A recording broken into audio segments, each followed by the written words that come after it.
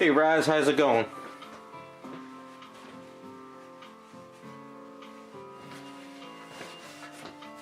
I actually messed with the camera settings. How's it on your end? Does it look too dark? Does it look okay?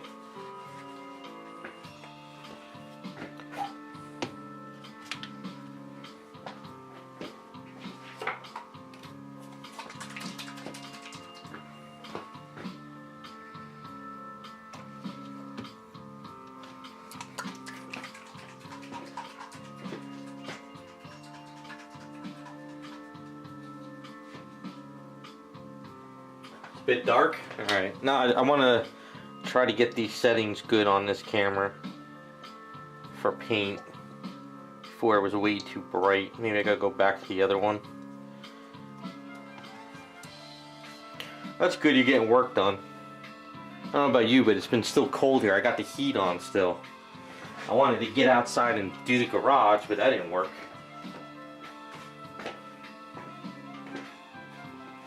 Let's see if we can adjust this camera a bit, so it's going to look kind of weird. So let's go to function.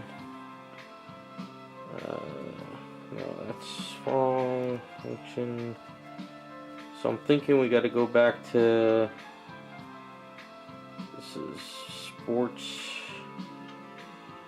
like scene spotlight, maybe spotlight?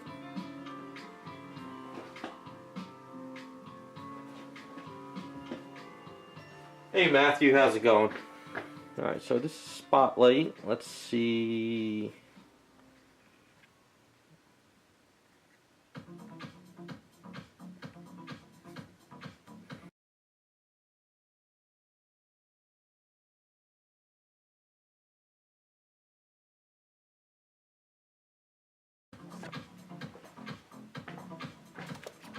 Hold on, still messing with this.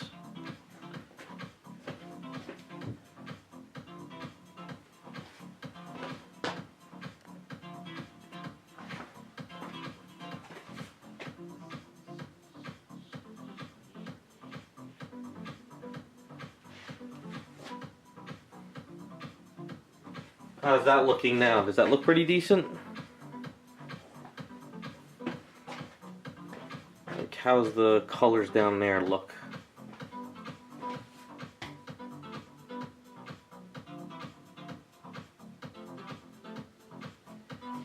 Oh, the Jessica Rabbit went up? You should send me a link to that, either in Picardo or on email or something. I want to check it out.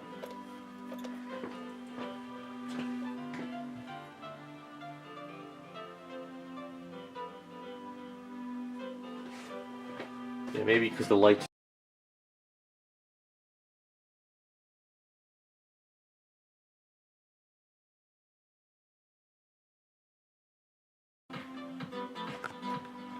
This thing doesn't like this wire connection. I might have to buy a new one.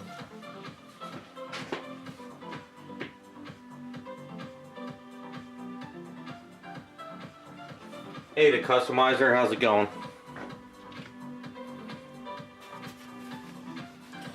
I'm just waiting for a call from the auto body shop to get my car back. My axles went bad. But I'm thinking the camera looking a little bit better. Let's try another function here.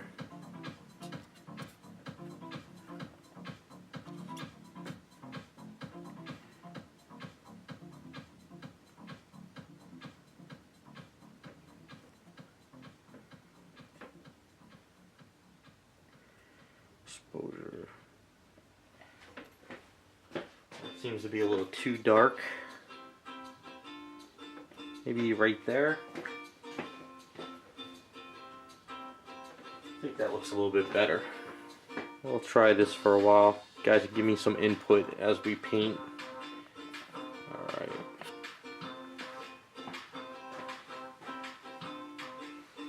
Alright, we'll try this for a bit. If I need to brighten it up, I'll do it.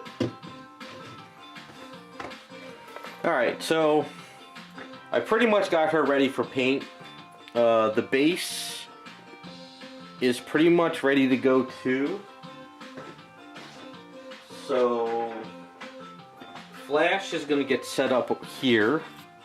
So I put 2 prongs there. I have to still secure these pieces, and I have to find an umbrella. So what I'm doing next is I'm trying to find a bench that'll go here. I went to Hobby Lobby, they didn't have anything. I'm going to try to hit a Michael's tomorrow if I get my car back.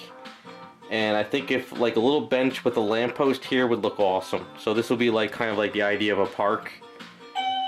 So what do we got here? Packages. Hold on one second.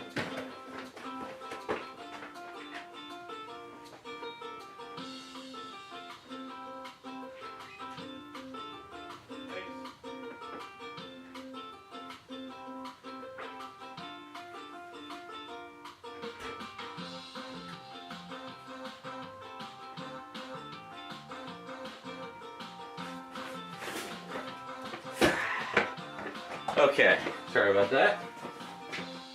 So anyway, I think the looks a little too bluish. I'm gonna screw it. So anyway, I'm gonna put a bench here and a lamppost here. I've seen some kits on eBay, but I want to go over to Michael's and see if they got something. But other than that, I cleaned her all up. Just gotta sand down some stuff here, but we're looking pretty good.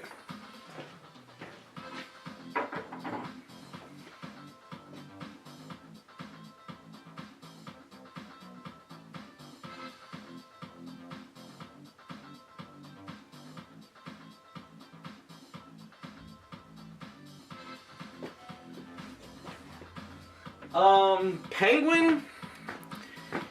Yeah, it depends on what type of penguin you want to do. Do you want to do the penguin where it's kind of like the, he has the penguins with the little bombs and missiles on strapped to their backs?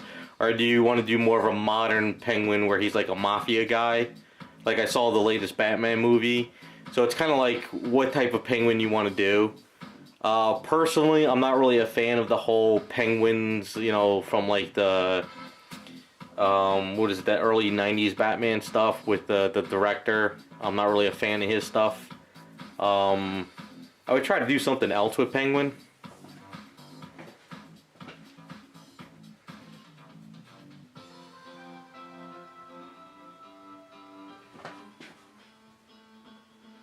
Okay, Raz, I'll check it out later. But yeah, as far as Penguin goes, I would try to come up with something different. I don't know the character that much. But I would try to do something like a little bit more mafia. Like you can throw like the penguin in there, but you could do something a little bit more mafia type with him. I think that would look better. That's my preference. I'm not really into the Batman stuff. So.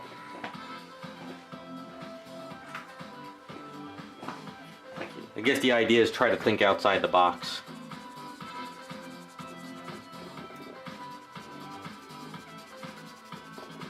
I didn't have a chance to prep up her base coat, but at least I got a lot of stuff done.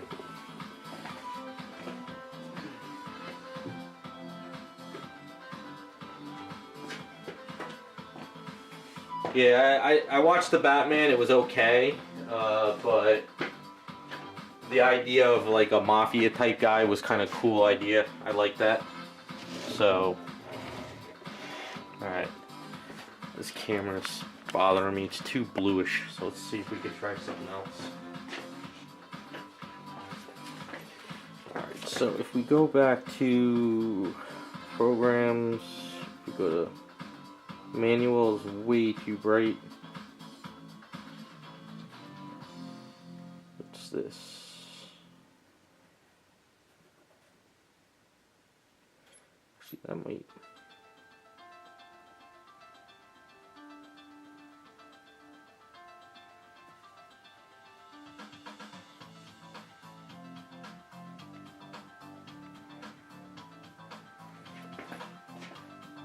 It's too bright still. Just bear with me for a little bit, trying some stuff.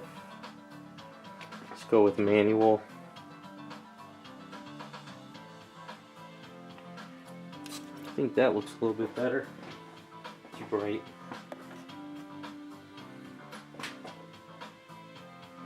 Actually,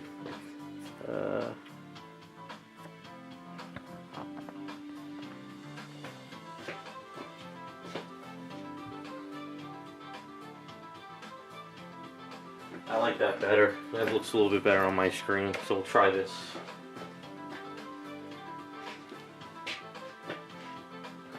You know, you could throw like a bank heist, you know, like of money, but what you could do is you could put like he was stealing like an artifact of a penguin, like that's painted in gold. Like if you could find like a little penguin statue or print one out, you could put it like, you know, in gold. Like he was trying to steal like the ancient penguin statue or something. I don't know. You can do something like that, which I think would work better. Like I said, the whole who's the guy that did the old '90s Batman stuff? The director. I forget his name. I don't like that style of all that weird colors and like cartoony shit.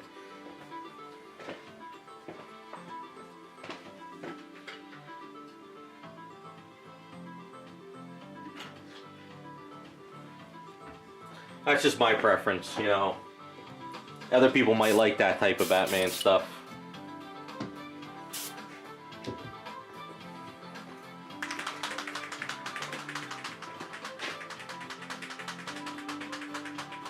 Yeah, Tim Burton, that's it. Yeah, I'm not a fan of Tim Burton stuff. I really don't enjoy his movies. Like his Nightmare Before Christmas stuff, and I'm just not a Tim Burton fan. Really.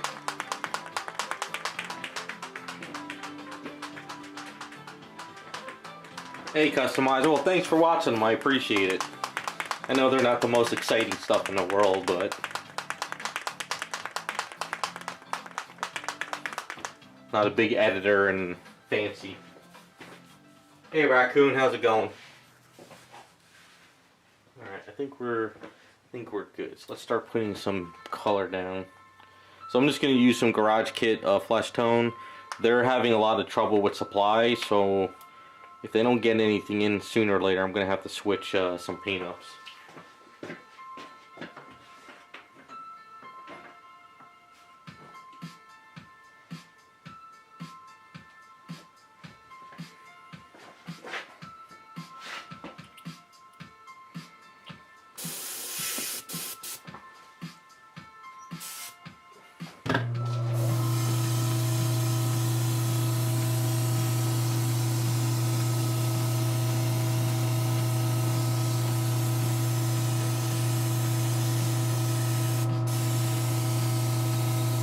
The reason why I like to use Garage Kits as a base is because it dries really fast and I can correct some errors. So if I switch paints down the line, I'm going to have an issue with that.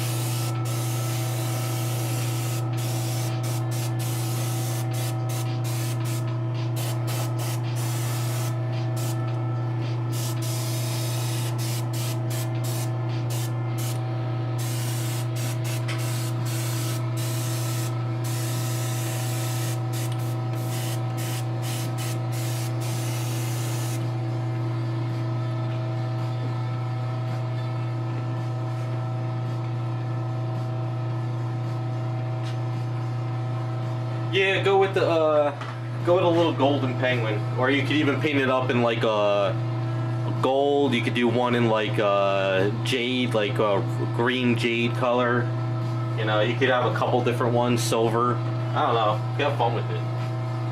Yeah, I think I'm gonna try to pick up more Formula P3 colors. I really like their flesh tones. Like I said, because Garage Kids is having an issue with supply, so I need to have something. So I think I'm gonna have to pick up more of those, just to be on the safe side.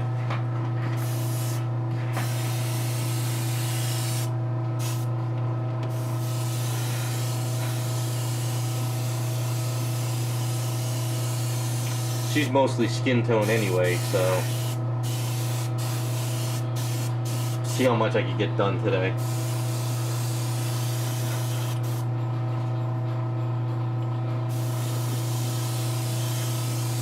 Might not be able to do the facial features, but if I get the majority of the skin done, we'll be in good shape. I cleaned out my airbrushes too, because they probably would clog up on me right now.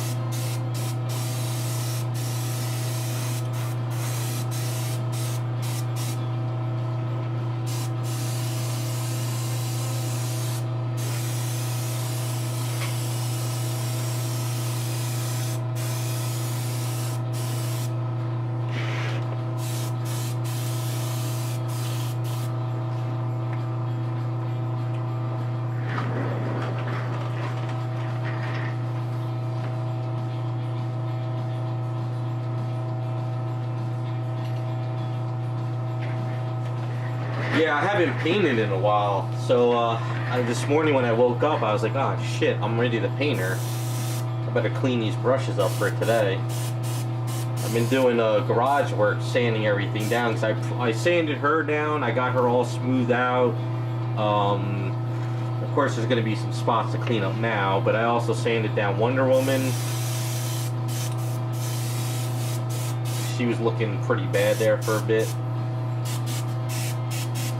But we're moving along. And I'm already seeing some errors on her as I spray. But we'll fix them.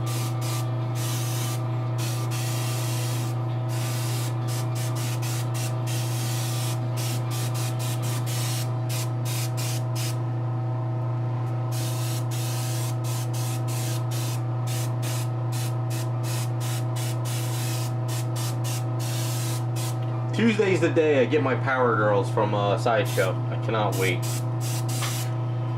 I have been waiting for those for ages.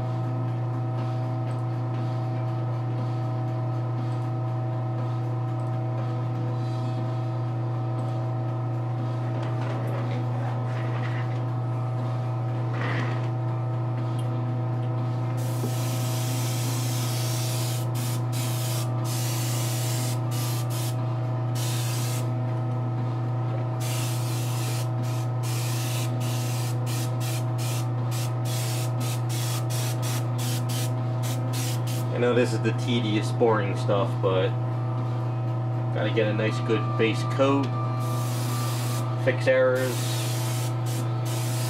and then we'll be ready to go.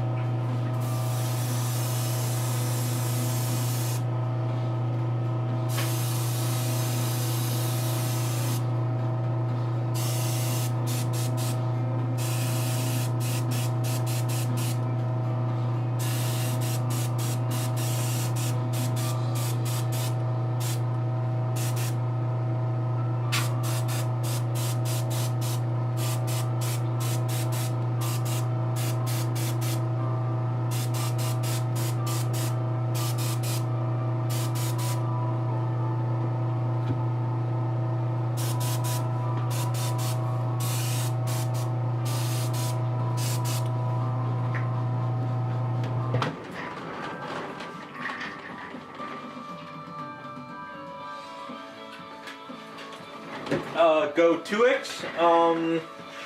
Not yet. I'm waiting for the seamstress to finish my cape for him. He's sort of collecting dust. I can't really do anything until I get that cape. I don't want to start painting him up and then all of a sudden I get the cape and I got to tweak something. She's really backed up. I'm hoping she gets it done maybe in another week. But she's got it. It's on the list. So once I get it back though, I'll start working on him during the streams on Friday. So I won't just do him and you won't see it. So if you ever see me post on a Friday and it says Hyperion on the title, that means I'll probably be working on him. All I have to do is give him a little bit of torn cloth stuff. So I have to kind of beat him up a bit. And then from there we can start plugging away. I want to get him done. It drives me nuts him just collecting dust there, but that's the problem when you start doing like cloth and outsourcing stuff. Alright, now we have to do underneath her, so that's an important part. To make sure we get underneath. So we're going to put her like this.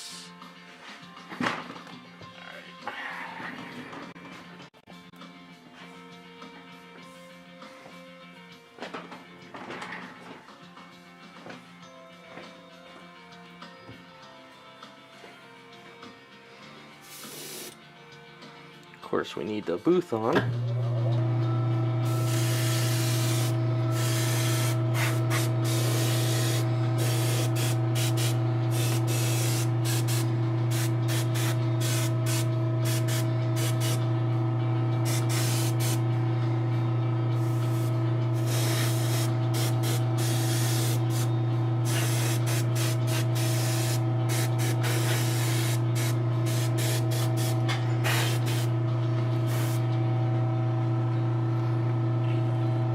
Only thing that sucks, might get a little dusting. I see there's a marker over there I gotta correct. Oh well.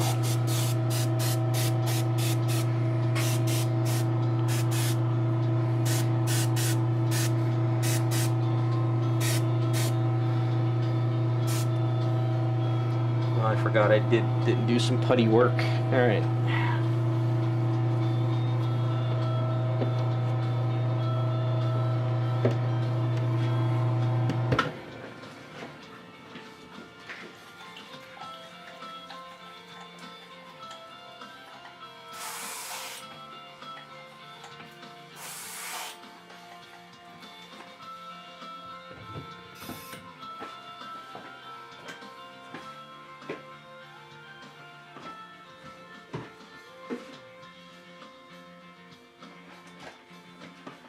Thanks, man. I appreciate it.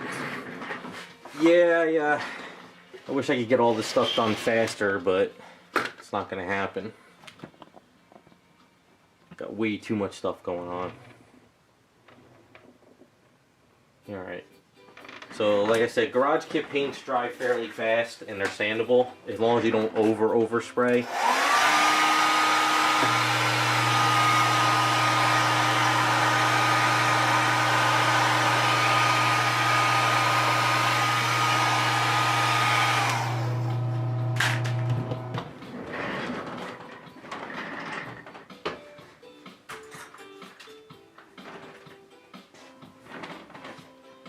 Hey Scott.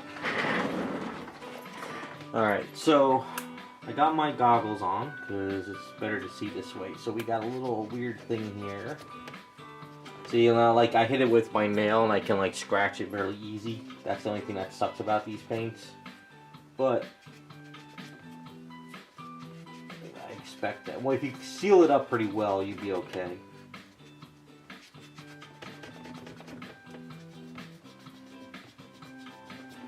It sands down pretty well. Alright, so there's a weird little spot over here I missed.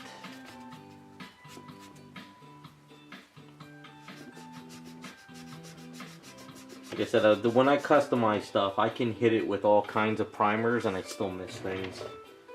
It's just a habit. Alright, there was one spot over here.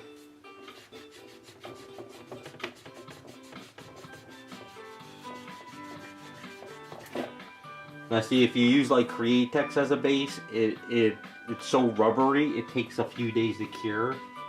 And it just sucks trying to get it ready for paints.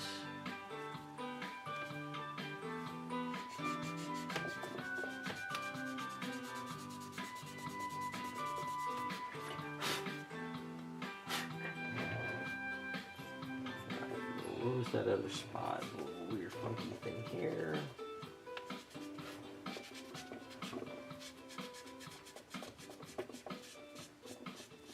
Sometimes there's some scratches I miss too. That's what happens when you grind polystone down. You just happen to run into this stuff. Alright, so there's some weird switch here I forgot about.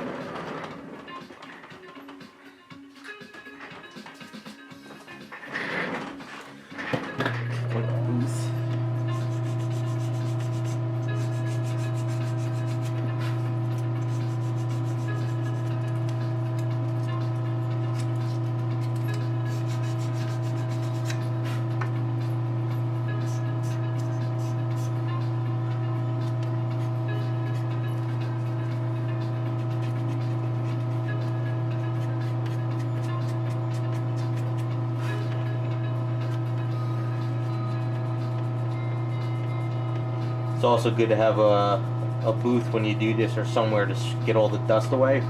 Otherwise you just get it back onto the item. Like see, I scratched up a lot up in here, but that's alright though. That can be all sanded down.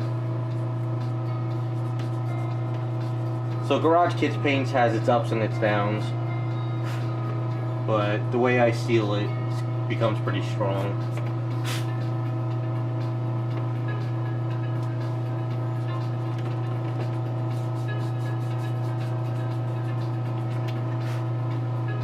Probably see the dust coming off when I do this. What do we got here?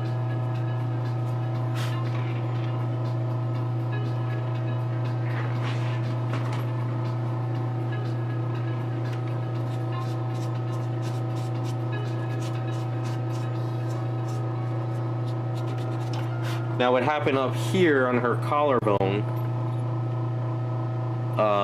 dust kind of collects because I'm spraying, and it kind of collects into the little area. So it's kind of good to get that out of there.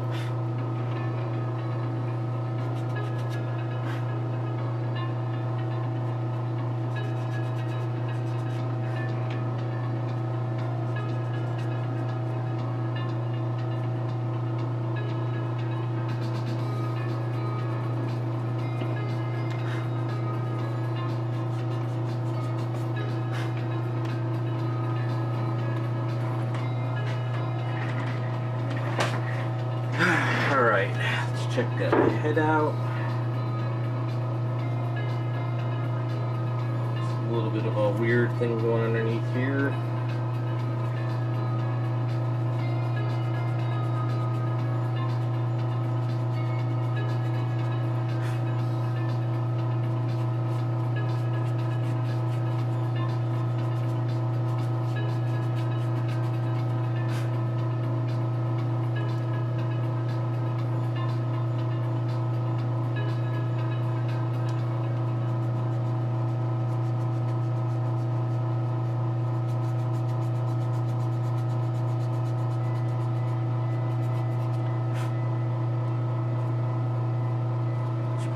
Alright, let's check underneath. I think there was something.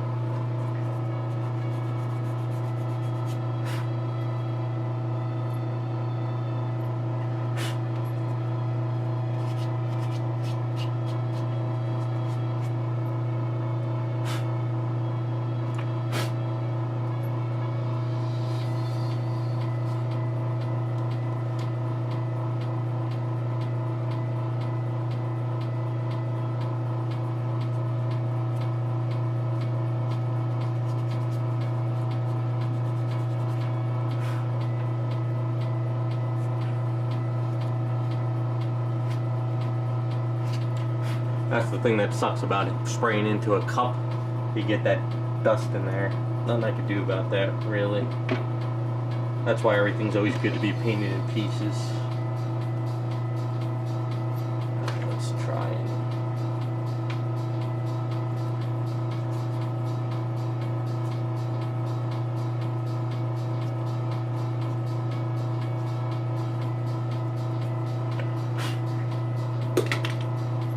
So we're looking pretty good. Little scratches here and there.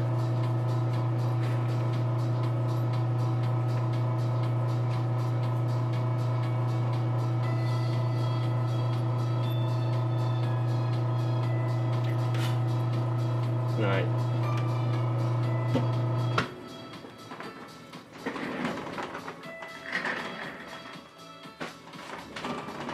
So there is a spot I missed on her cloth that was under here. It's like this little weird piece that was connected. Probably can't see it in the camera. But I wanted to putty this because it looks weird if I don't. Now this Tamiya, whatever you want to call it, putty is great for this. Dries fairly fast. That'll take a little bit longer while I kind of go over this. Make sure I'm not missing something. Like here's another spot.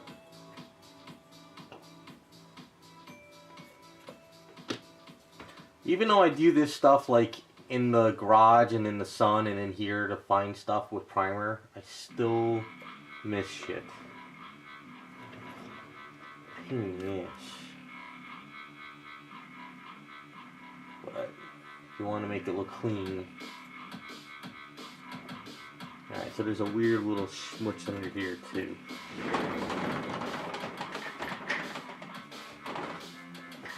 So I gotta ask you guys, did anyone watch the Prime 1 event the other day? I watched it. I was hoping for some new stuff, but all they had was Batman. I wish they would do more DC Justice League characters. Seems like they're not doing those anymore.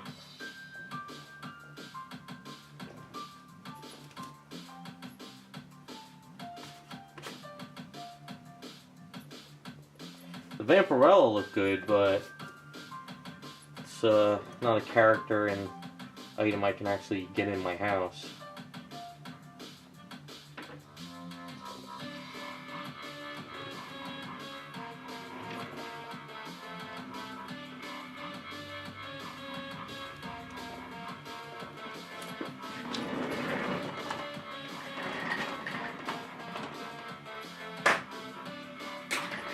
Yeah, they had it was an event on YouTube. I think it was Sunday night or Saturday night, I forget, or Friday. I forget what day it was. They showed off all their new items. It was like every 3 items was like a Batman. Then it had like a lot of movie items. But the Vampirella was really good. But it was based off Artram's work, and I'm kind of not really into his stuff as much as I used to be anymore. But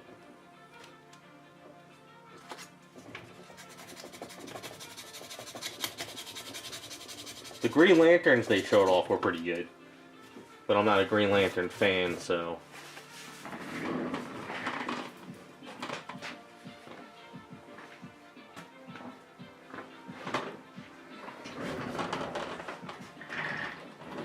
You know, and anything movie-wise, I'm not really into, because 1, I don't want the actress or actor on my shelf, and 2, I'm not really into movie stuff. So I kind of like just glossed over that stuff when they showed it.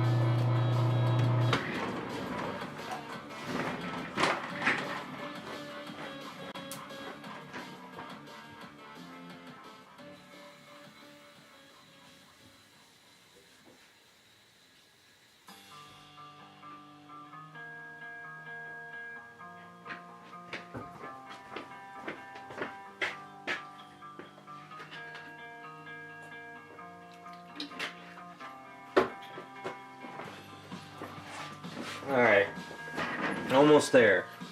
Let's hit this with the blow dryer. Dry this putty up a bit.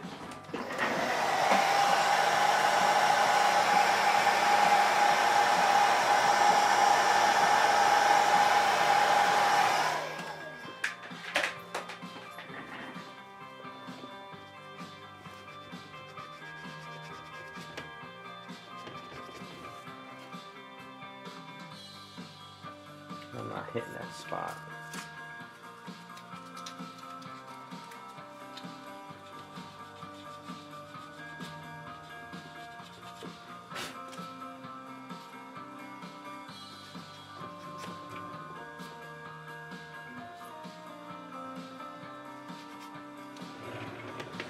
All right.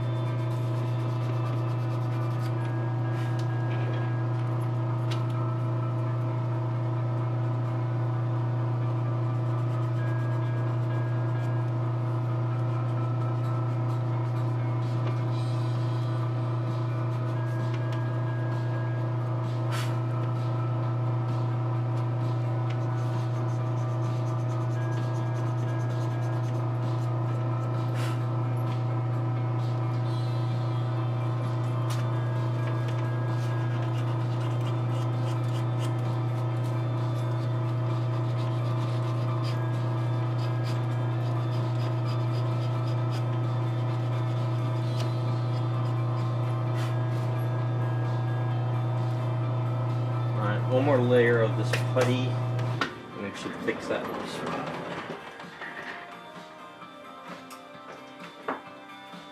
The only thing that sucks about this putty is it doesn't fill in large areas too well, like large cracks. You gotta kind of layer it a bit. Unless you put it on thick and let it dry for a while. But it should work out for you. I think there was a spot underneath too. Yeah, but nothing serious.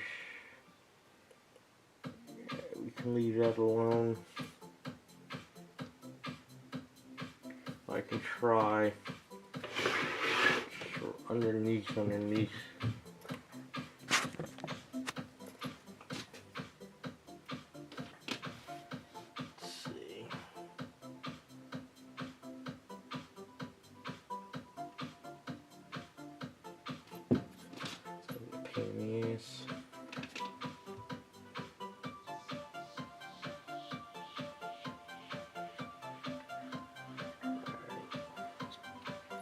It's going to take a little bit to dry.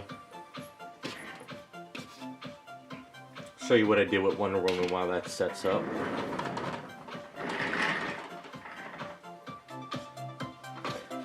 The reason why I'm not using Aves is because I'm painting it right now.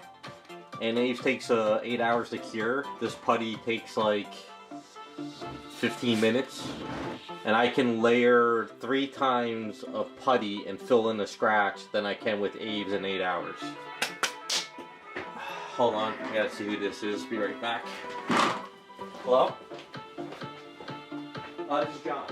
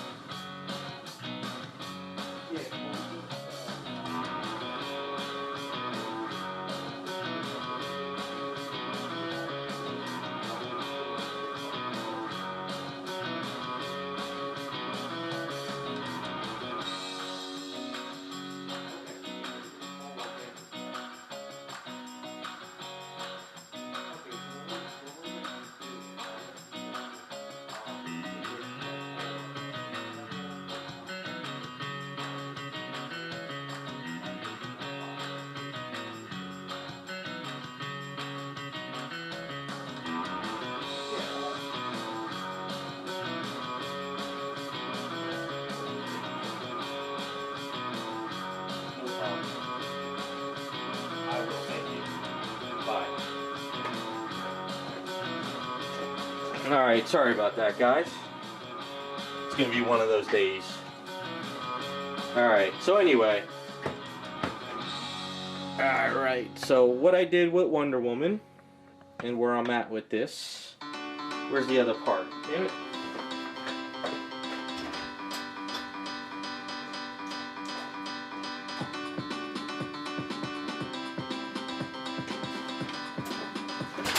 Okay. Alright. So, I went ahead and I got the back of her piece magnetized. So this is all magnetized here. And I sanded all this down. I got a little bit more tweaking to go. But this just clicks on the back like that. So this way, I'm going to be able to paint her up. And then basically you just kind of slid it on there so it wouldn't scrape anything. I might have to take down the angle a little bit. Just a little bit. So this way, this doesn't scrape this going down. So I have to kind of just clean that up a bit. What I'm thinking of doing is stylizing this, because you know you have to do like a white trim around the item. So what I'm thinking of doing is maybe like, as the white trim comes here, maybe do like a crosshatch. You know, like maybe kind of stylize it a bit.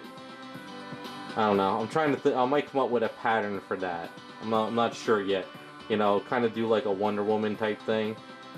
Or maybe like have this come down here, like a Wonder Woman, and then come here. I don't know. I'm going to stylize the line work, just to have a little fun with that. So on the front of her, I've been doing this stuff. So I've been you can see this little weird line. That's the actual metal piece sitting there. So I grinded out that metal and I kind of gave it a curve. And this right here has got a little bit of bleed from the primer, but this piece just connects in like that. So as you can see how this kind of flows now. So this piece, if you just hold it here, you pop it right out. So what I had to do is I had to Dremel out this area deeper so these triangles get thicker because they were too thin and they were breaking. So by having it a little bit thicker, it goes in pretty well. So this way she's going to be easier to paint, easier to pack, and easier to move. So you can kind of see the flow on her now. So I can't draw on this one because the primer's still a little bit wet. So I want to stylize this one too. So what I might do is I could draw here. I might cross hatch it, and I might cross hatch it there with the line work, you know, or maybe come up with a different pattern. But yeah, I wanted to try to make it so it wasn't touching the skin at all. I'd rather it just touch up here, because what it was is when I first had it, when you put it on, it was scraping the leg. And I didn't want to scrape the leg on this one. So that's what I came up with. That's where we're at right now. So I got a little more tuning to go. But I think we're pretty much there once I kind of fine-tune these. And I get the patterns on there with the trim, and she'll be ready for paint. So she's looking pretty decent. So put her together for you real quick. I have to do some more prime work on her. Been trying to, like, you can see all the skin from the original statue showing because I've been doing some wet sanding.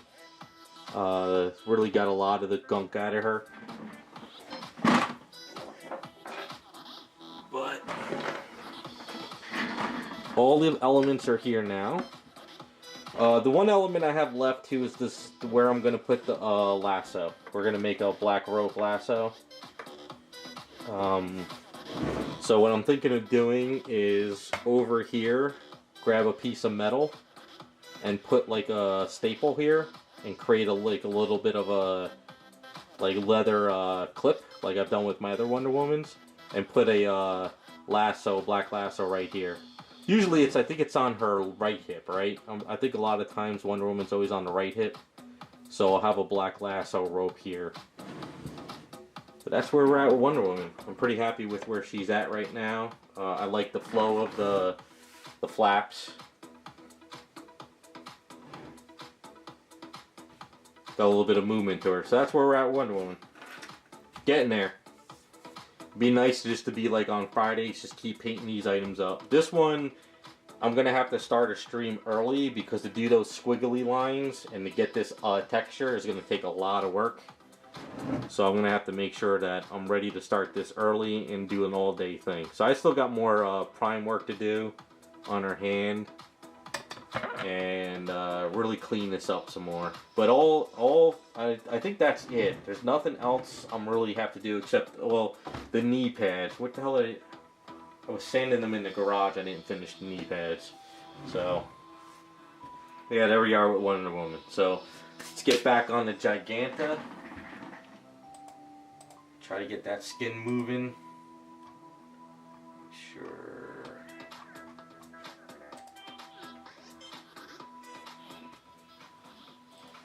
Alright, let's.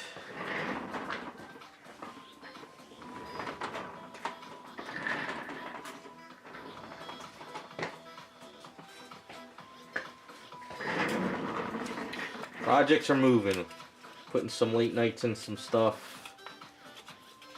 Getting ready to start painting up some commissions too. So hopefully once I get those ready, I'll be doing more Picardo streams.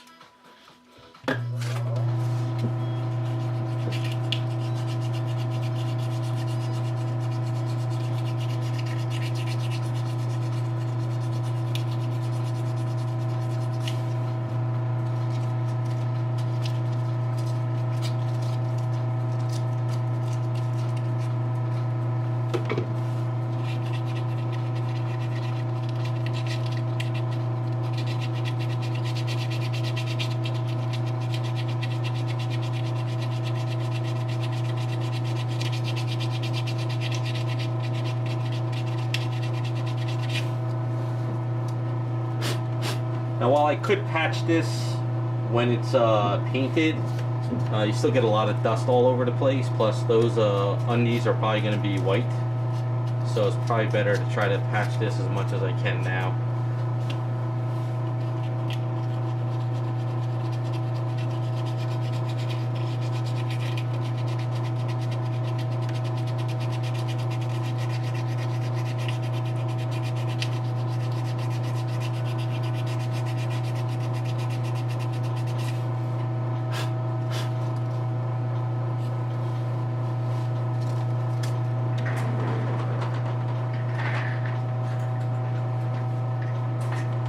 Hey, what's up, Model Bolt? It's been a while. I've been meaning to shoot you an email to see how everything's going. I've just been so damn busy. Everything's just been hitting me at once.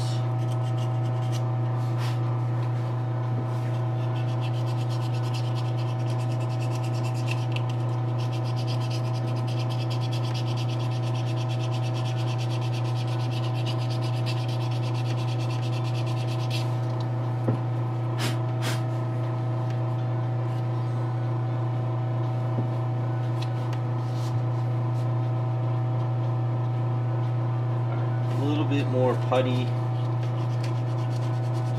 One more time going over it, and I think we'll be ready.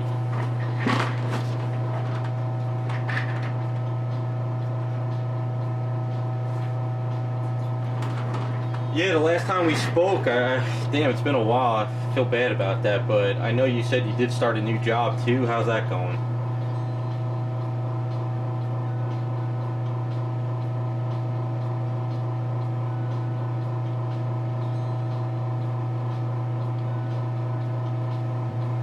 Unless maybe that's too long ago. I don't know. It's been a while.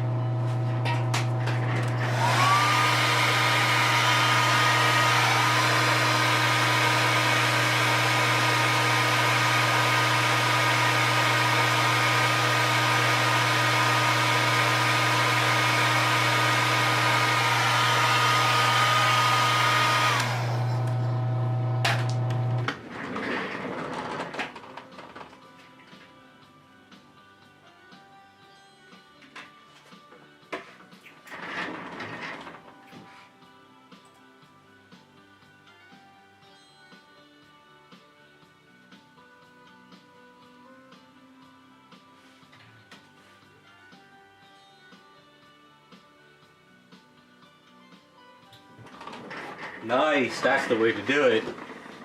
So your 15-minute breaks is actually 15 minutes of working on an item, right?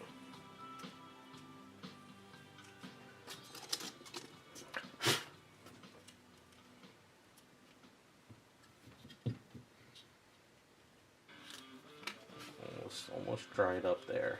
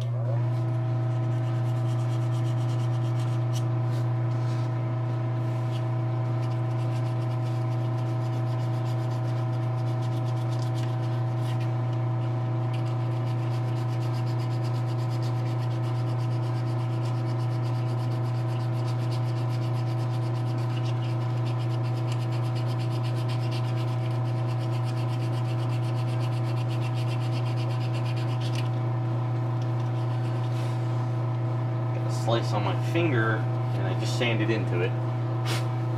That's not nice.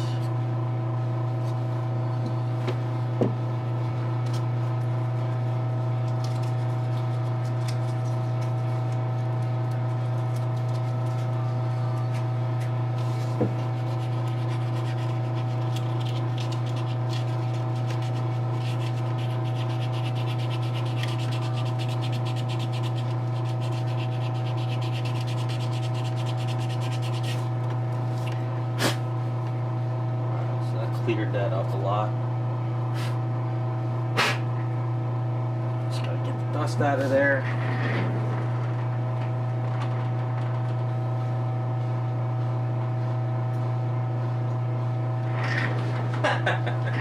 That's the way to do it, man. That's awesome. Well, hopefully get more stuff done that way.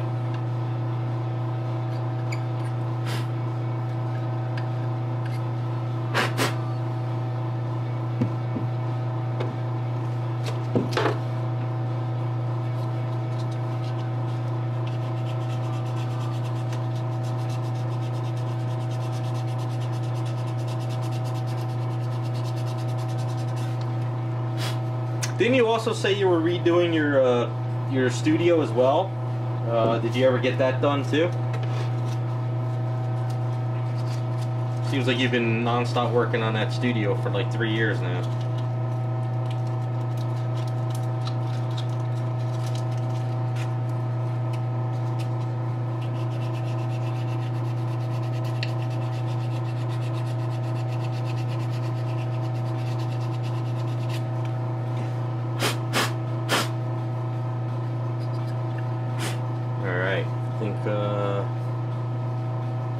Just gotta sand these 2 parts down. Forgot I did putty here.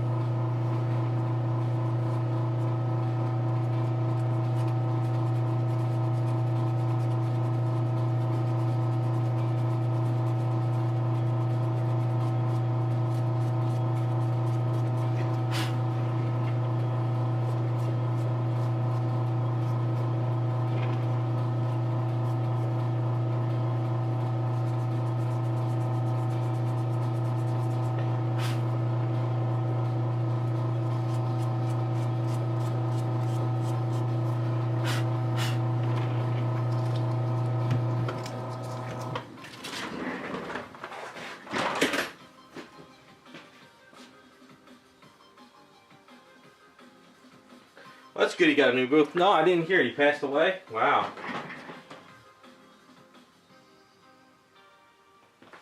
A lot of the old guys are either retiring or passing on.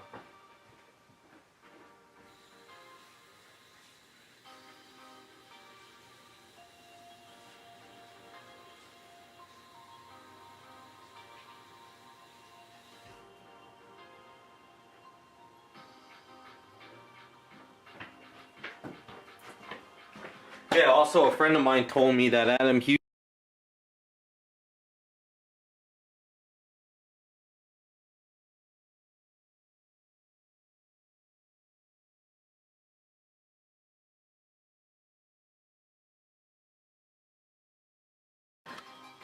Damn it, this camera keeps doing this to me.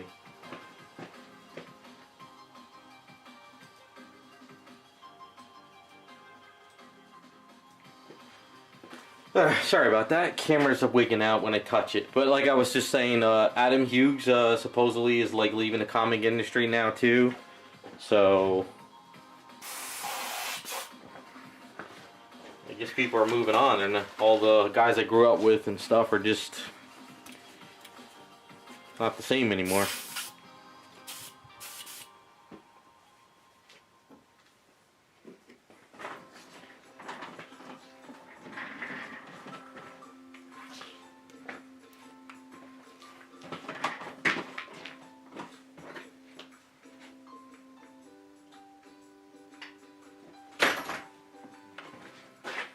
Alright, let's get this coat on and start painting.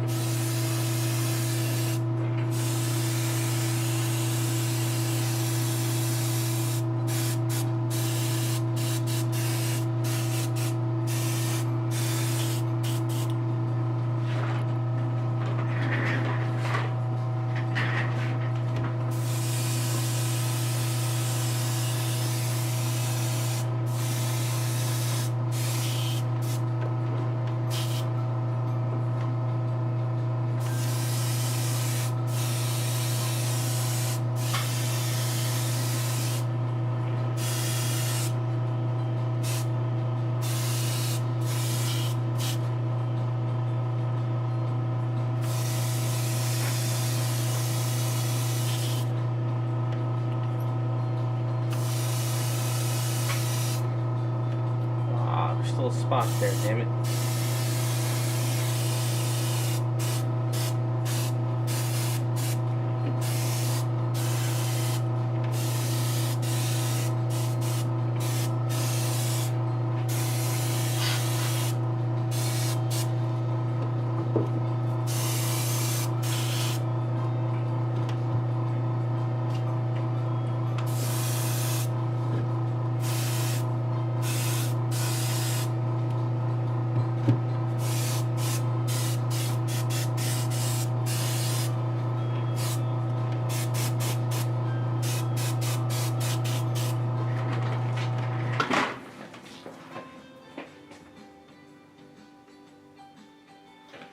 Yeah, the politic bullshit reading comic books, it really did.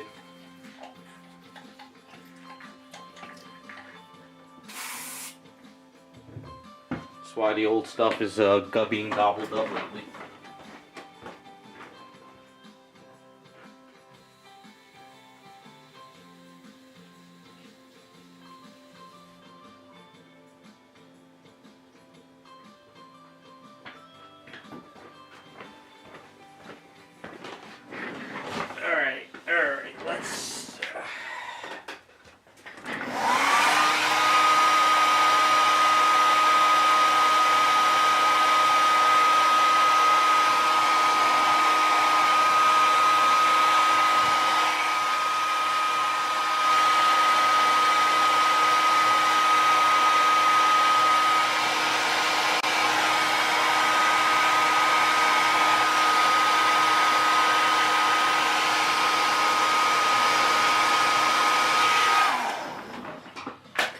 Thought I got rid of that spot, but I didn't.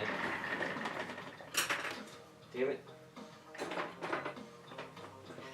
Alright, so when her boots came up to here, there's a little spot here.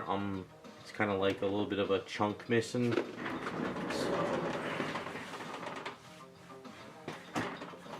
what the hell did I do with the figure?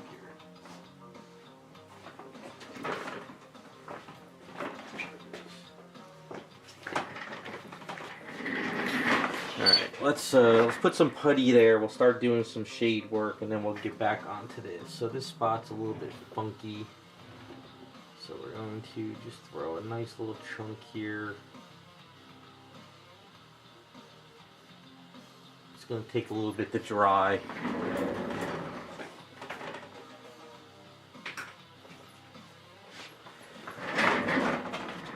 It's alright though, we'll paint as we fix. There's a little switch here.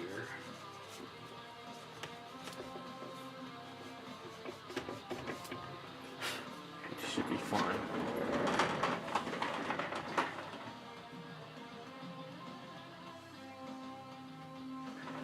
Yeah, I'm going to use the duplicate color to seal this paint. I'm going to give it a nice good thick coat. And then while it's drying, like once I do the duplicate color, I kind of hit it with the dull coat almost fairly soon. This way what it does is it kind of lets that varnish duplicate color flat bond into the stuff, because I noticed that if you let the duplicate color dry and then you do a coat over it, it rubs off fairly easy.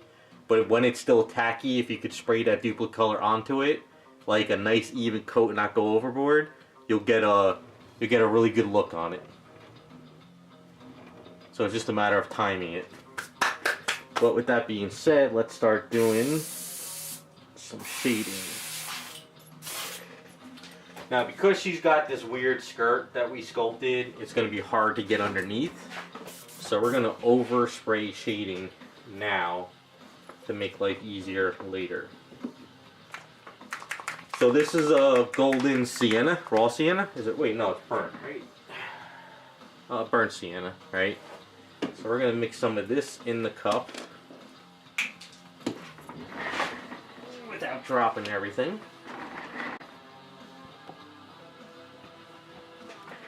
So we're going to mix some of this in there.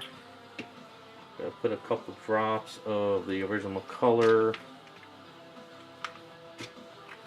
We'll throw in some pale flesh. And we'll throw in a couple drops of water.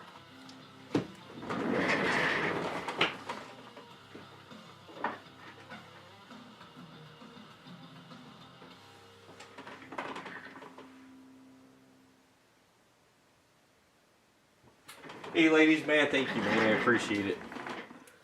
So you're finally getting a duplicate color back? Because like I said, it never really left here. Maybe it was just in Canada it took a while. So, as you can see, I got a nice fairly dark shade on here. We're going to keep her fair skin. I'm not going to go like Vampirella fair skin, but I'm not going to go like super dark either. So I'm just going to hit these areas with harsh shade now.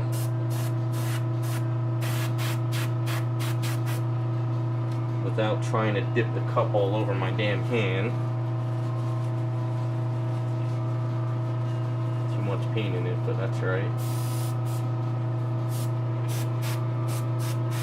So anywhere there would be a shade, we're gonna spray a lot there.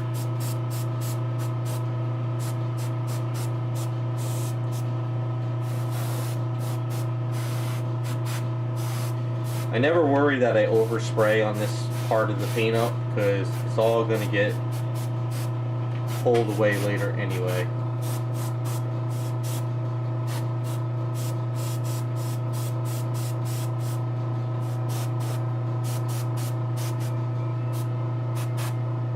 What I like to do is I like to hit like heavy areas, because sometimes you can't get the airbrush there later. So it's better to kind of hit it now. So like, it's hard to see here, but I'm spraying in this direction, so there's a little bit of a white in there, so I'm missing that. So you got to kind of get in there. Yeah, just hit it with some shade color.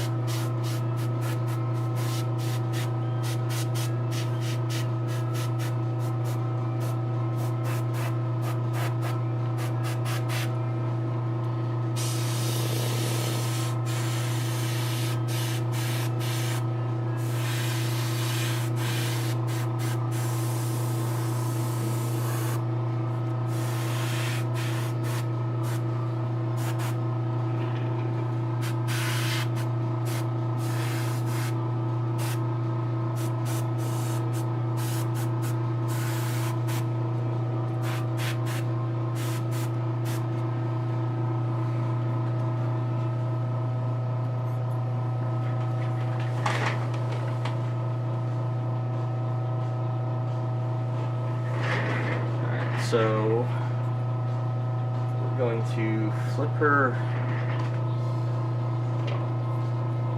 So it's kind of hard to see, but gotta get some spots underneath the arms. Like I said, I'd rather spray a little heavy right now. Get that in there pretty well. Underneath the hand, a little bit back here on the arm.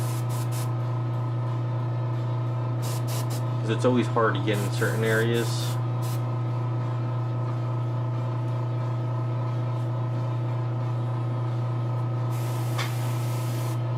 Alright, so same thing like the booty and area thing. So it's better to kind of just get a lot of paint in there now.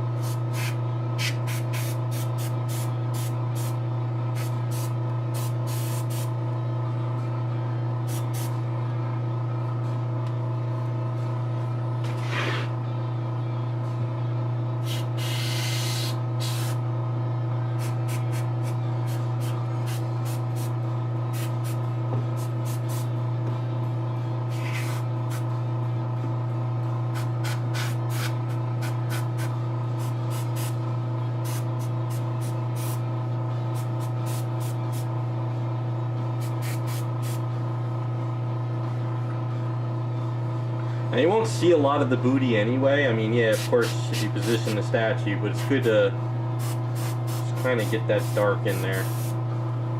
I layer everything anyway, so like underneath her leg here, just kind of.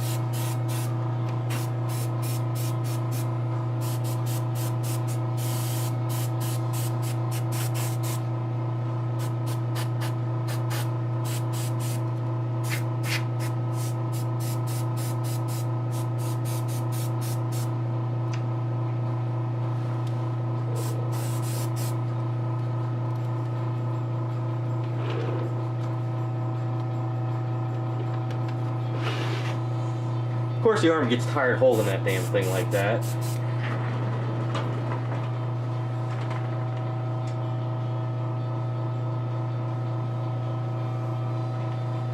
The Mecha varnish, it will scratch,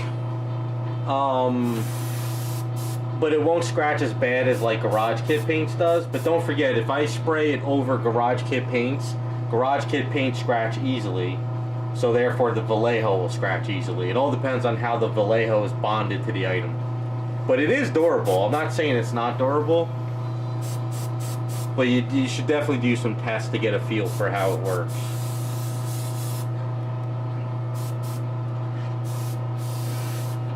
Alright, like I'm going to spray heavy into the cup areas.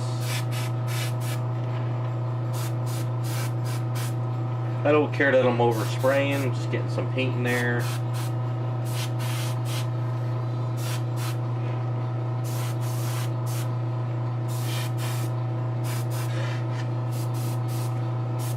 Leg areas, color down.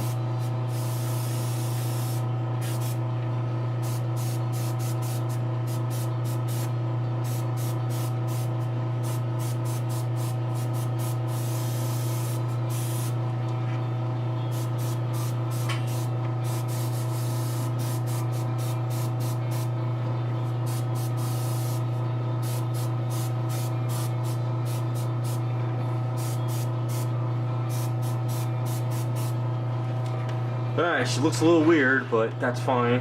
So next thing is the head. Same thing. Gonna hit the underneath areas.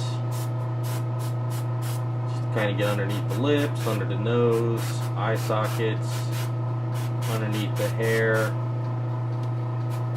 inside the ears. I dremelled holes in her ears for the earrings, so I kind of got them set up a bit.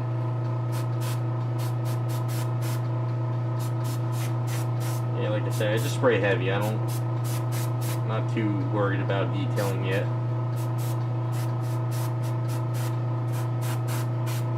Alright, so it's kind of just messy, but works.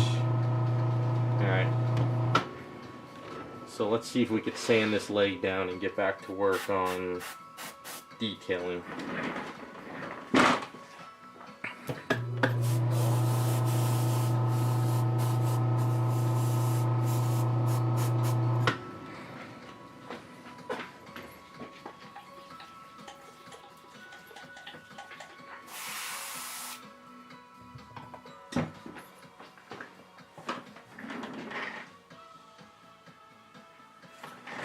Hey Jacob, busy week,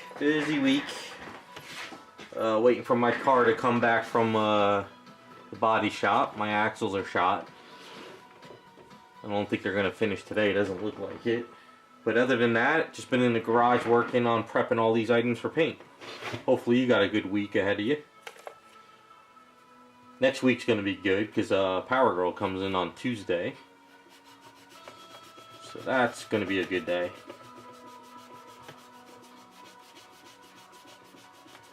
All the pictures I'm seeing from people posting it looks like it's just unreal. So pretty happy about that.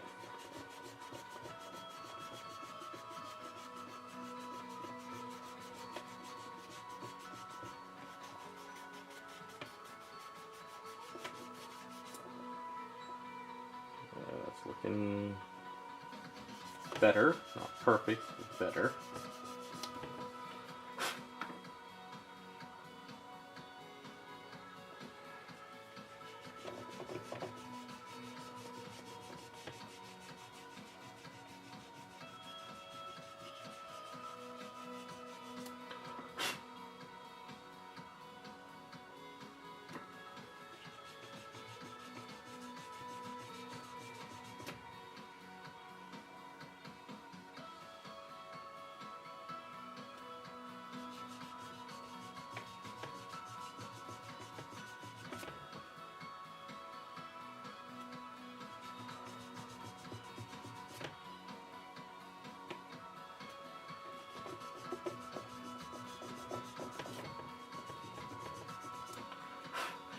Kind of see.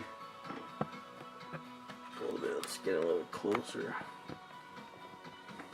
So you can kind of see we have where the boot was, we have some of the red A's, and then we have an indentation with some of the paint, and then some of the putty.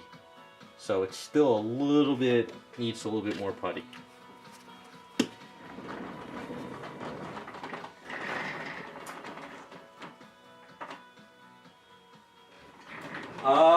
Well, I'm going to work on somebody's Power Girl that wanted it done, that asked me, so I'm going to be doing theirs first, because I can't pull mine out of the boxes yet until I get a couple items done, and until I get a display case set up, because she won't fit into Besta's. So I'm just going to display one, just for now, and I got to plan out my army, because I want to do a bombshell, I want to do a classic retro, and I want to redo a regular. So it's going to be a while, but I'll probably do a video on the one I'm doing for a client first, because I want to get theirs done. So it's going to be a while, but hopefully by the end of the year I'll have them done. Got a lot of stuff to get done. A lot of personal items. Got to finish the house up.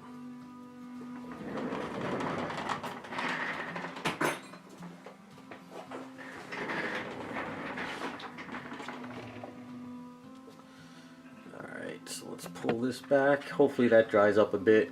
Sorry about the tedious stuff, but that's part of the paint-ups. Can't sit there and prep everything for the streams. So let's let this dry up a bit, and then move on from there.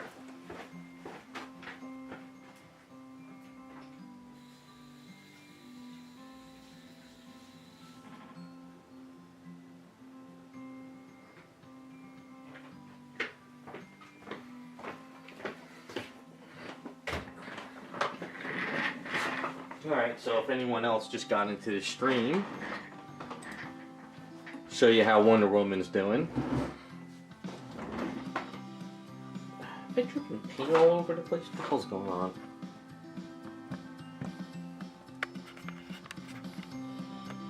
Alright, so back piece is pretty much ready to go. A little bit more sanding, and then we just got to do the white lines on the edging.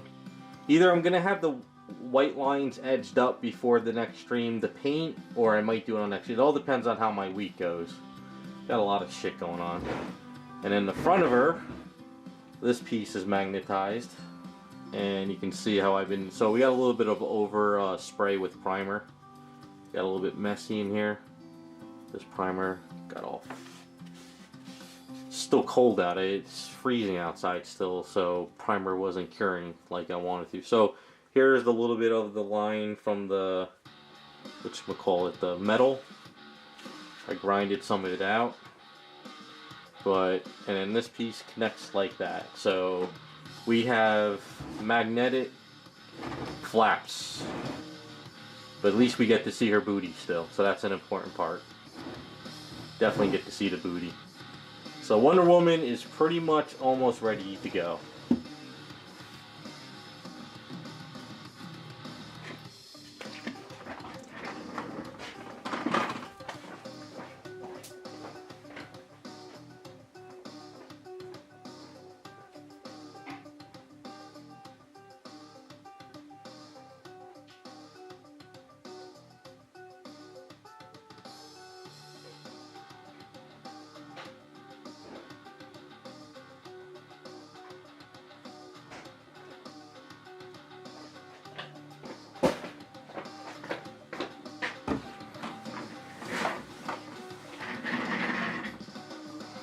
Oh, you haven't seen the ring hand?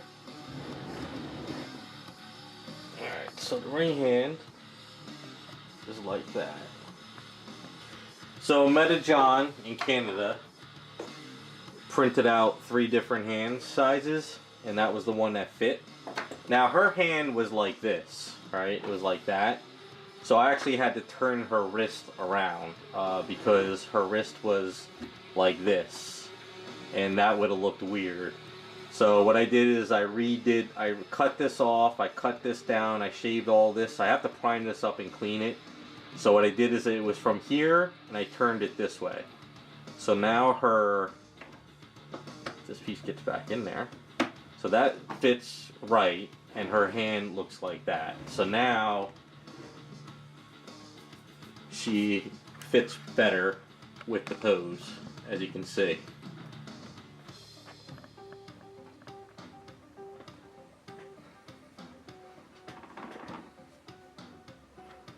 So that was that worked out pretty well. So Iceman, that's in the chat usually, he was kind enough to help us with this, and he sculpted this. So I wanted it to be more of a burst coming from the hand and really coming out, so it won't like break, and it's a little bit better. There's Iceman right there. So he worked that out pretty well. So we're pretty good. So we got flames in the base too. So we got some flames down there in the base. So her ring hand is going to be black, and then these flames are going to be black too. So these are removable. And then I put one flame here, one flame over here, and one flame here inside the skulls. So it's going to look like these are all flamed up. So that's that. And then on the back of her, we got her makeshift sword, which I still have to clean up a bit. I got to clean up the skull areas, as you can see. But the skull goes like, the sword goes like that. So she does have a sword. It doesn't interfere with anything. So her sword's there. And then we're going to put a lasso here. So usually what I do for the lassos,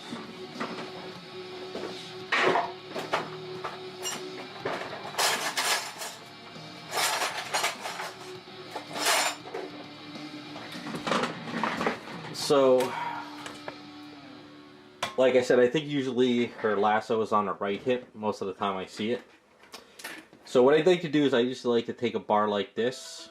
And what I do is I bend it to a C. I'm going to thin it down a little bit, not as thick. And then what I'll do is I'll Dremel a line here, and I'll Dremel a line here. And I'll put it in like a staple, but not all the way. So it'll stand out a little bit. And then what I'll do is I'll sculpt a little bit like a clip, like a leather clip, like she kind of clips it on. And then what I'll do is I'll run the lasso through it. The reason why I do it with the metal is because if you try and sculpt it with Aves by accident, if you hit it, it'll snap off and break. And if you try to put the rope in there with just Aves or something, and you try to squeeze the rope in there and you put too much pressure, it'll break. So if you have some kind of metal piece holding it there, it won't really bend. So I'll give you an idea right now. We'll kind of bend it a little bit. So you say you bend it like this, right? Just give it a little bit of a bend, right? And then over here, you have to kind of line it up so it'd be bent like this. And then if you bend it like a really good bend, so it's kind of like that. And then what you do is you kind of Dremel in there and you create that little little clip. So that's kind of how I usually do the pieces for Wonder Woman's piece. So this will be glued in there pretty tight, and then you could wrap rope around it and it won't break, it won't do anything like that. So, but what I'll do is I'll probably take off about what the hell do I do with it? So what I'll probably do is I'll probably go into my grinding tool machine and I'll grind off like that much off of it, you know, like that much. So all the silver you see there, I mean not the silver, the bronze, that'll be about as thick it'll be. Because I've never really seen anything thinner than this scale at the stores I go to. There probably is online, but I have those sand wheels where literally I'll just push this against the sand wheel and it'll grind it real fast. So that's how I'm going to do that piece. So that might actually be done by next stream too, because this is garage work. You know, it's just a simple Dremel hole here, have this grinded, glue it in, do a little A's like it's clipped, and then boom, we'll put rope on there. And I have a lot of rope here. So I have this rope here with this thicker black stuff. So this will probably be perfect to kind of wrap around there. So it'll just be like wrapped around like that, and a little bit, you know, of course bigger. So we'll have like rope like that. The reason why we're doing black is because the one picture, it looks like her lasso went from gold to black. So this way, we'll just do that. The reason why I'm not going to use the metal, they do have metal, you know, like metal like this. They do have metal black. But the problem is it's colored, and if you bend it, you'll see the silver pop out from the black. And the other problem too is if you put metal here and you're not careful, it'll scrape and it'll scratch up the item. So I'd rather put the cloth rope here. So that's where Wonder Woman's at. So we're gonna leave that metal piece there. But yeah, I'm really liking it. But I'm gonna stylize the lines on her, like I said earlier. I got to figure out a good design.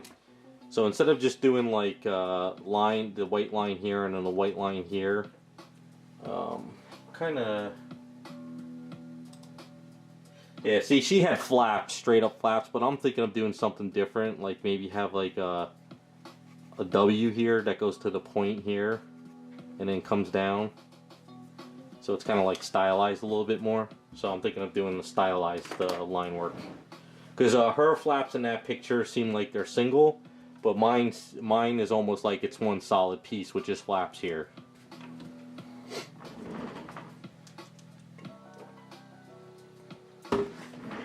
Yep, so that's kind of that. But, so let's go back to Giganta.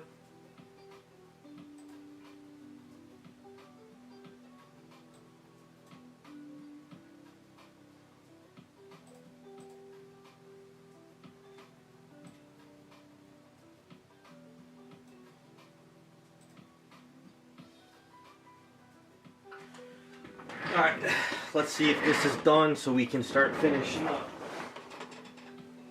I think it is.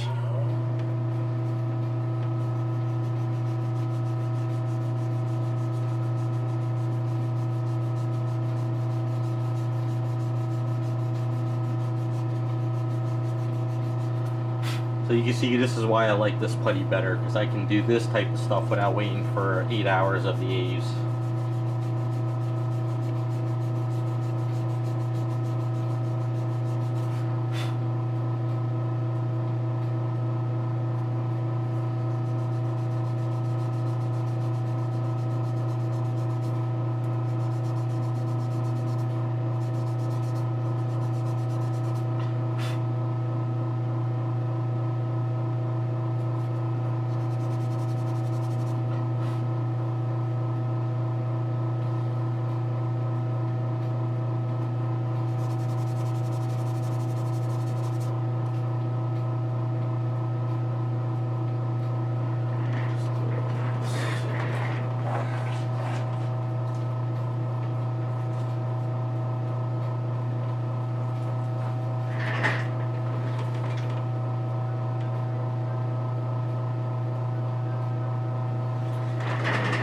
yeah, we're gonna try to make her stand out from the mess.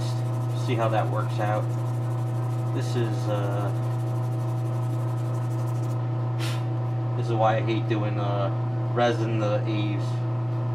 Okay, I think that solved that problem.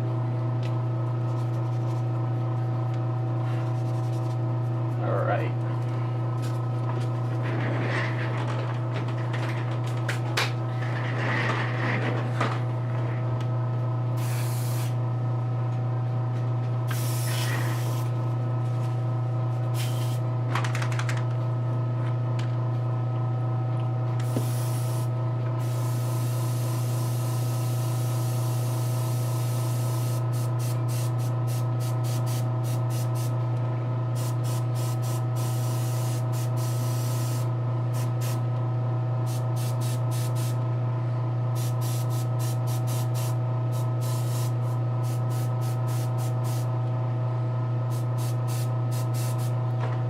And sometimes you gotta do a little bit of layering, because even though you put a layer of the garage kits, you can still see the error.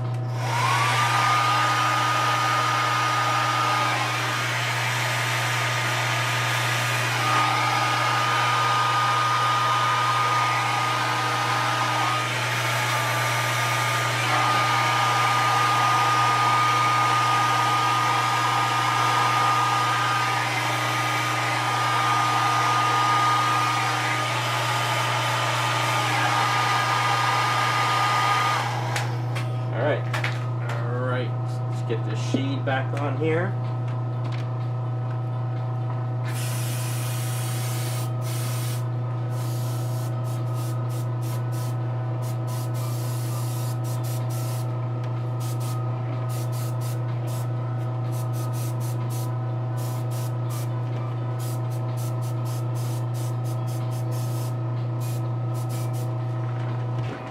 Okay.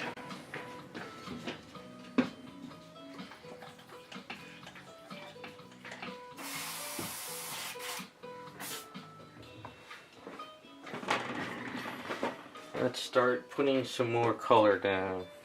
Alright, so where the hell... Alright, so we have the pale flesh, and I guess I need to open up a new bottle of bright.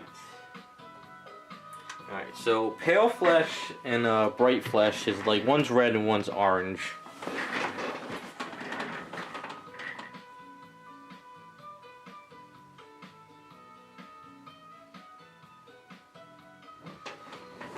Ah, that's your problem. Yeah, I don't... Whenever I do a gloss coat for Alclad, I use the same primer and gloss paint. So if I do Duplicolor primer, I use Duplicolor gloss black if it's a large area. If it's a smaller area, look into Spaztec gloss. Spaztec black gloss goes on there and it dries up fairly well. But then again, you use tape, so tape is a no-no for me, so that's probably also why it ripped up.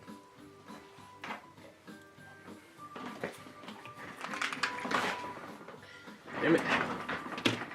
Alright, so this is Garage Kit's pale and bright. So bright is more red and pale is more orange. What I like to do is mix these two together and get a vermilion hue, which vermilion is kind of like that old color they taught me in like art school. And then what I like to do is kind of start going over these areas a little bit.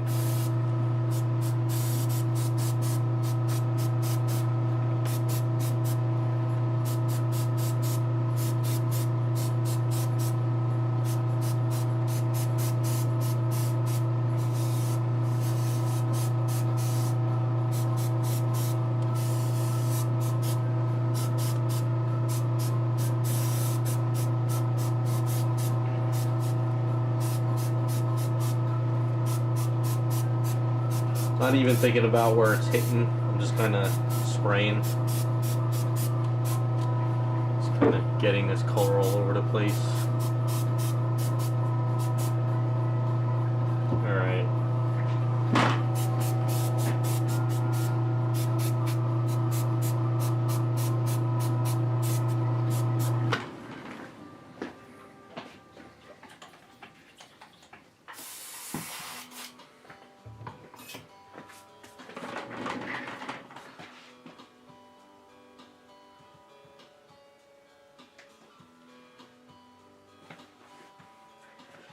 Yeah, you know what it is I think it's tape. I stay away from tape because of what you just said. I have never ever had a good experience with tape. Maybe if I use the blue tape and I need to just do like a little tiny spot here and I just need to put a piece of tape down and hit it, I'm okay. But if I try to put tape all around this item, you know, by the time I'm done over here, and if you handle it or, you know, whatever, and you go to pull up the tape, I always have problems ripping up the color, so I stay away from tape, period.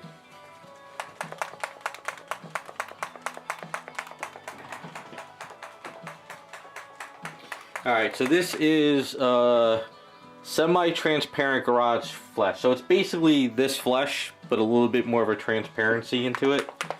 And I find it's got a good consistent color to tone this down without going completely crazy. You can make your own, but now the reason why I'm using Garage Kit's basic colors is because I think that's the perfect color for this character. She's kind of like that fair skin. So this, you could just kind of mist over some areas, start toning it down a bit.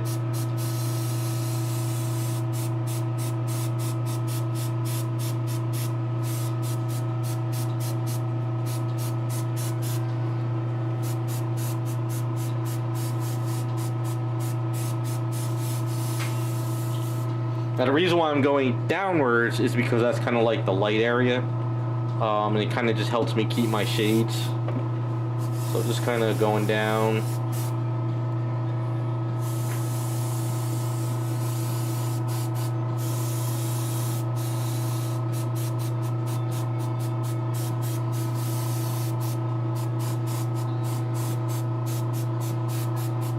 Might be hard to see in camera, but it starts taking down areas, but also keeping some areas still there. And just got to keep playing with the color.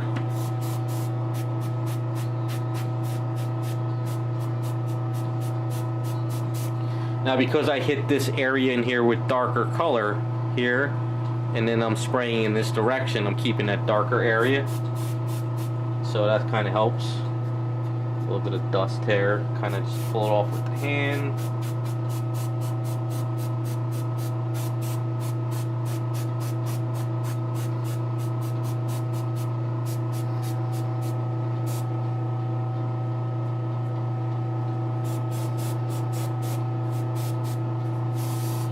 Now for the legs, sort of the same thing, but go for. Now something happened here. I must have grabbed this with my finger.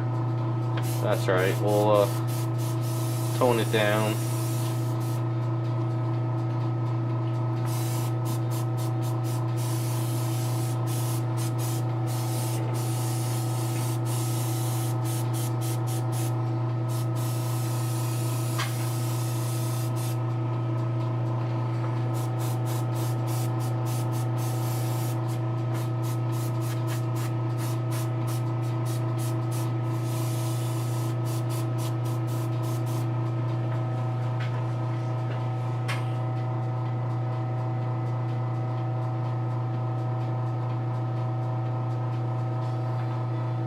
What I like to do if I have to put any kind of tape down, I usually put the tape on my t-shirt to grab some felt to make it not as tacky.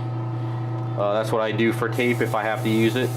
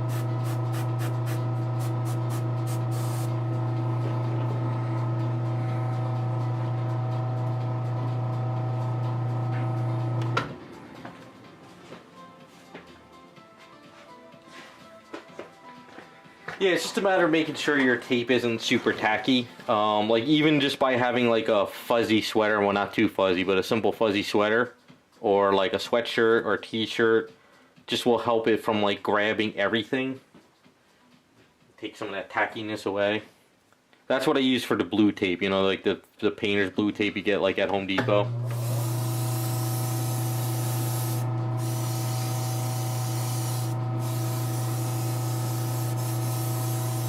Alright, the reason why I went downwards is because you can keep some of the shadow underneath the face.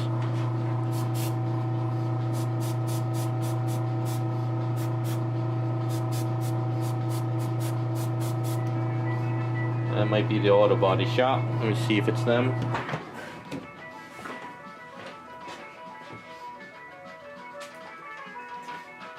Hello? Yes. Yes. What time do you guys close? Yeah, no, I'll have to put them on. What time do you open tomorrow? Okay, everything's done, no problem. Okay, I'll be here tomorrow. Thank you very much. Bye.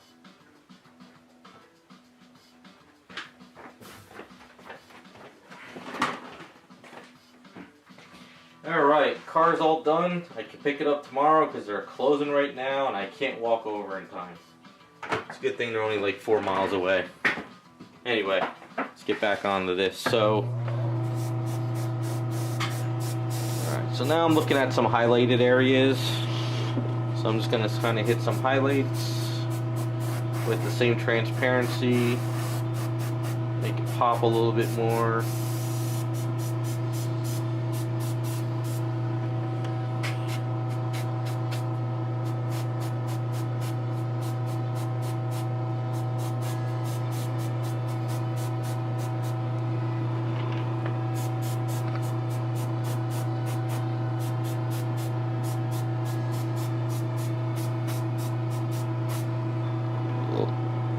Alright, let's see.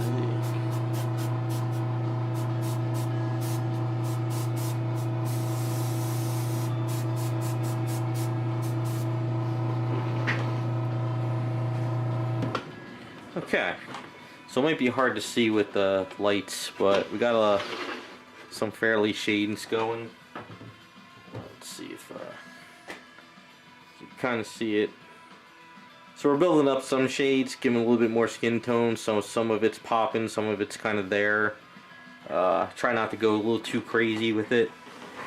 So underneath her arms and stuff, it's kind of potent still. So we're gonna go upwards a little bit more now.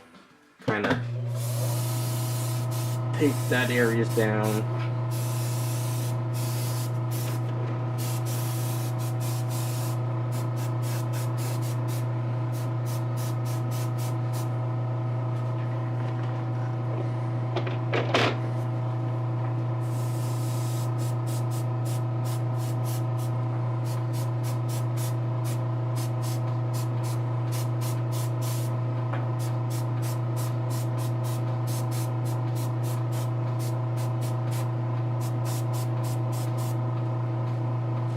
Alright, so you can see here I did a harsh shade and then a light area here, so this has got to be cleaned up, and this over here has got to be cleaned up.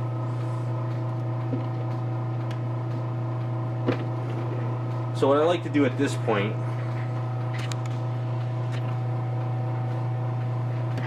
so I like to take some of my transparency, do a little bit of the bright flesh, and then a couple drops of this dark. I don't go crazy adding like brown, like blues, aren't like greens, yellows. I kind of like to keep everything comic bookish. So I'll try to mix up a basic color here with a little bit of a shade, something in between, nothing too dark but nothing too light.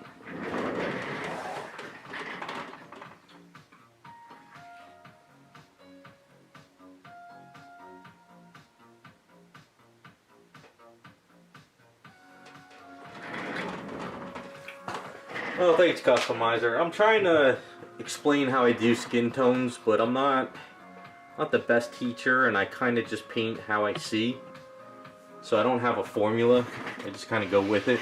So let's give you an idea on how I paint. I don't have a problem with the blue tape as long as I, like I said, I don't have to paint something crazy. I just stick with silly putty. It just works for me. So this is kind of a mid-tone. And this will kind of help me pull some of this together a little bit.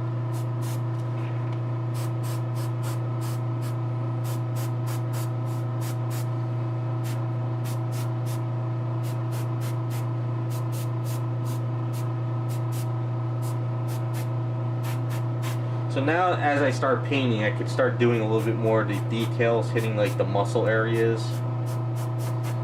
I know some people like washes and kind of like to just do it with the airbrush.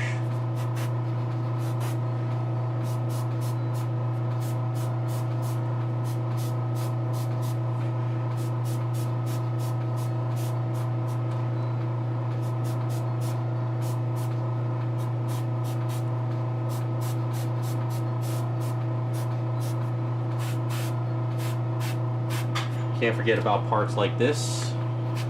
So gotta kind of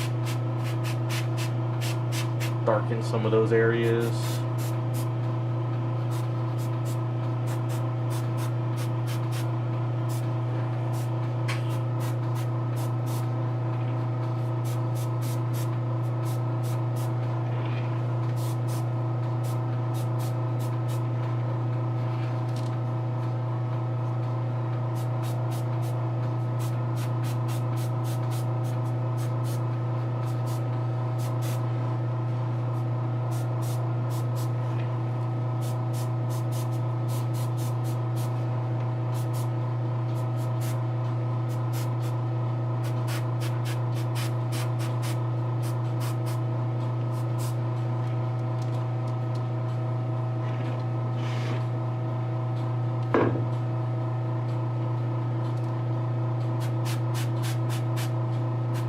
I mean, we're gonna give her smoky eyes, but I don't mind kind of getting in there a little bit with the airbrush, just to kind of. And then what we'll do is we'll kind of darken her cheekbones a bit.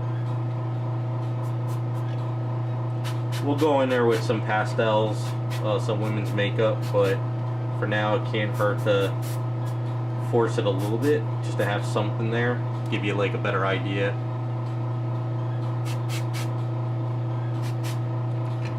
You always hit the back of the ears. I sometimes miss those, I forget. Underneath the chin.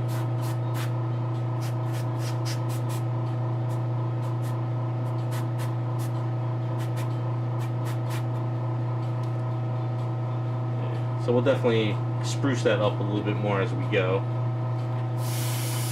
Alright, so I still have my color in the cup.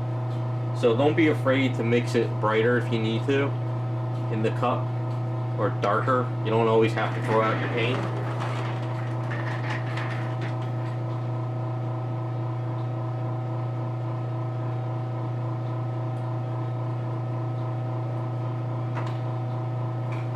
Hey Dario, thanks for stopping by. This head sculpt is actually a Wonder Woman kit. Who was it? I forgot. I think it's We Are Collectors or somebody else. I forgot who it was. On Instagram, they did a Wonder Woman, and I said I really liked the head sculpts because I was working on a project, and so we did a trade-off. I gave him some of my Power Girl custom heads I did a while back for the Power Girl, and he was kind enough to give me these heads. So I have this one and another one, and this one worked perfect for her. So.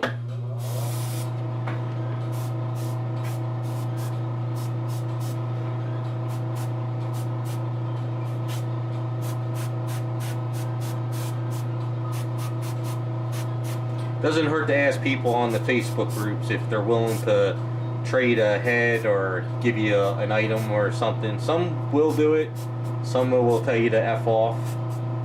So it doesn't hurt to ask, so you could always just ask somebody, and if they say no, it's no. If they say sure, I'll get you a head, or, you know. Doesn't hurt to ask people. Alright, so sometimes if I have a lot of paint in here, I'll spray it out. And then we'll go back to the lighter color, give it a little bit more light. And let's try to tone some areas down.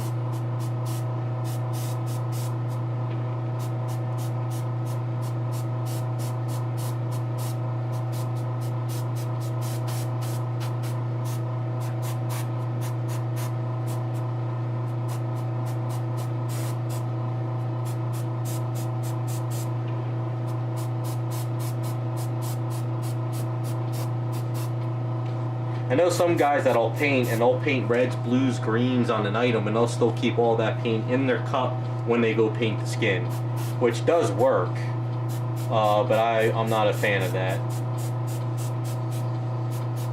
I kind of like a lot of the, I don't know if you guys remember from the 90s, like Liquid paint up, like comic books, the company that was called Liquid. They would do a lot of the coloring for X-Men books.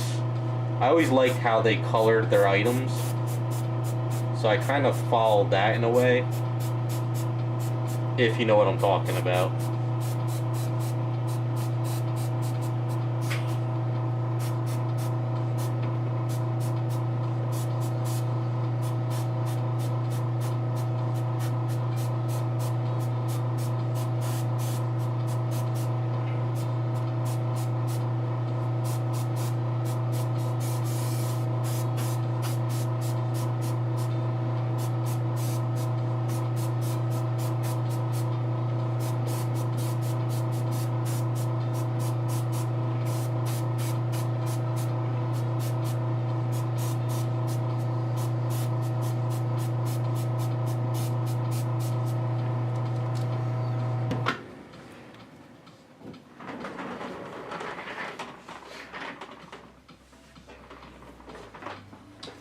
Yeah, so the way I say it, item always looks like an alien when you're painting until you start adding other colors.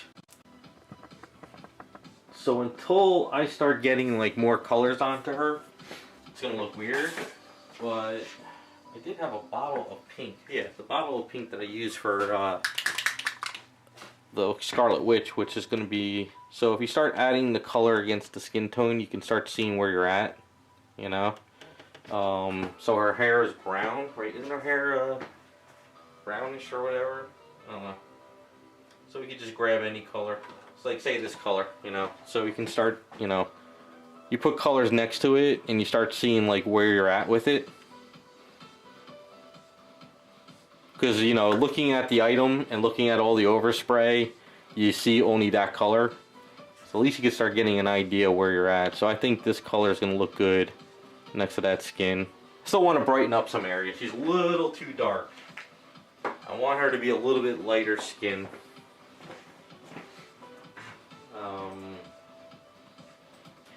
Why is this picture not showing up?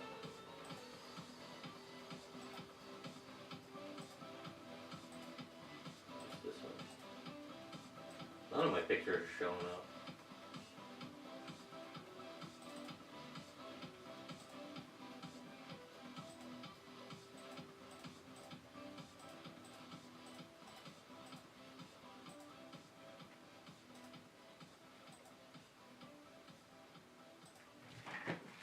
Probably would be nice if I had that up. Let's browse.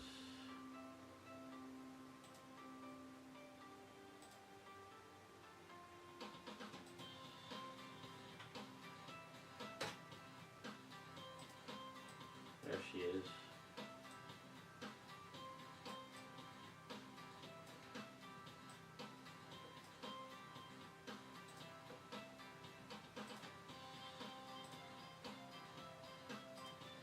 Alright, so it's kind of hard to see in the picture, but we're kind of fair skinned. Now her skin in that anime is a little bit more of a, it's got a little bit more, what is this color? It's over here somewhere. Yeah, it's got a little bit more of a raw sienna color to it. So if I mixed up my base color and I put some of this in there, it would probably get closer to that color, which has a little bit more yellow into it, but I don't want to go that anime with it. Plus, it's got a little bit more reddish to it too. It's kind of more of a raw sienna with a little bit more red, but we can give her a little bit more of a pop. So let's go with some of the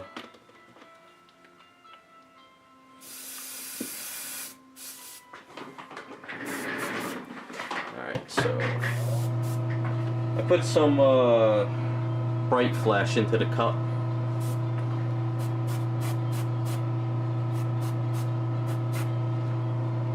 Try to just hit it in very light areas.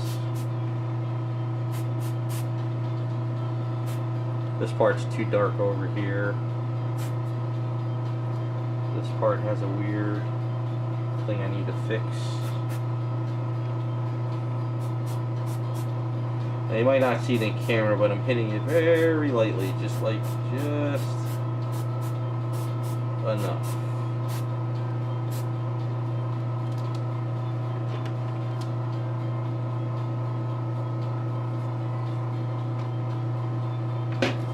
Alright, so we're going to go back to the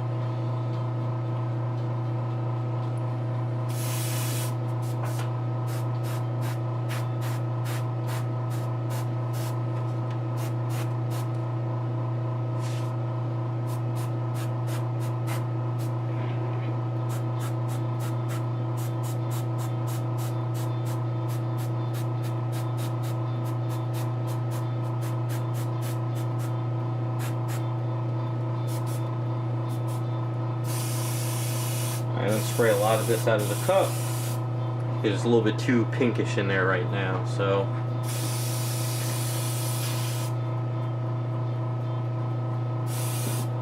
alright. Some areas are too red at the moment.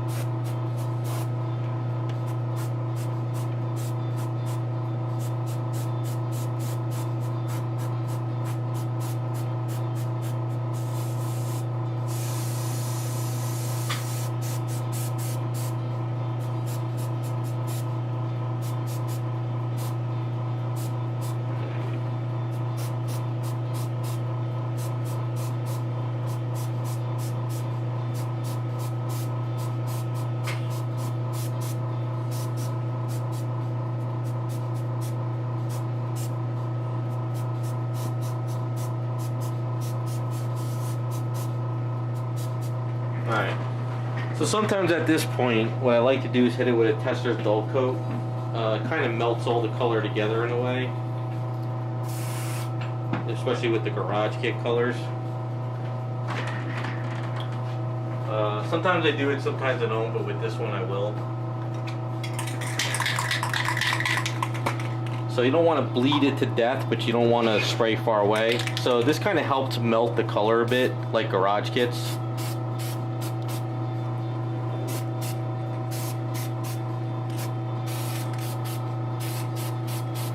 When I say melted, it kind of helps bring up the color that's underneath, and it kind of helps me see where I'm at.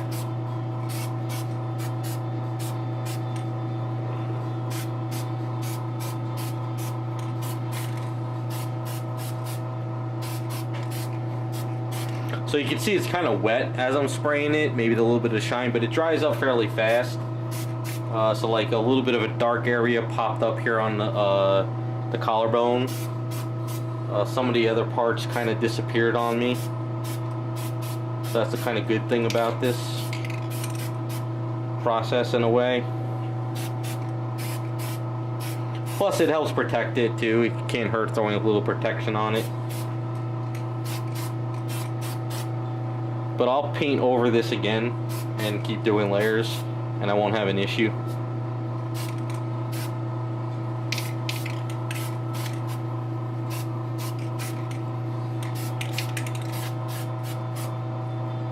So we just kind of let that dry up a bit. But yeah, it's kind of hard to see.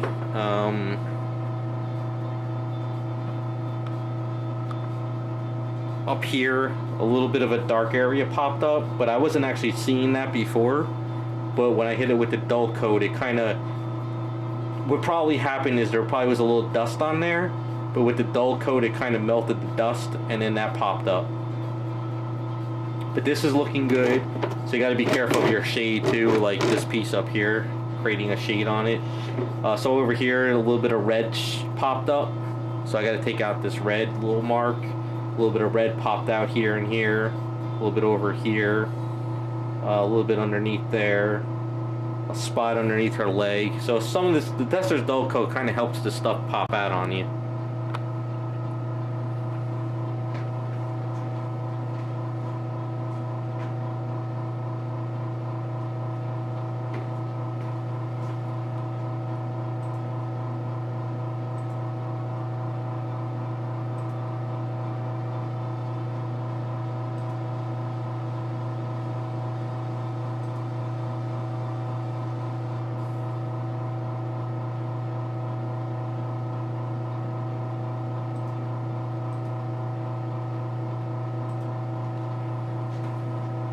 Alright, so that stuff dries up fairly fast. A little bit on the face is still wet. You can blow dry it, but I kind of like to let it dry a little natural. Kind of just let it tone itself down. Sometimes if you force something to dry with a blow dryer, you could kind of create a lighter spot and a darker spot with the tester's dull coat. I know it sounds weird, but it sometimes happens. So now we're just gonna do some more highlights with the transparent. I'm not gonna put virgin in her skin. I think if I start adding any virgin color, it's gonna make her too Vampirella color. I don't want to do that. I want to keep this color. So what I'm trying to do is, it's kind of hard to see. I gotta get a better camera arm for this, but I'm trying to tone down this darker area here, pull out that collar a little bit, take this red area down.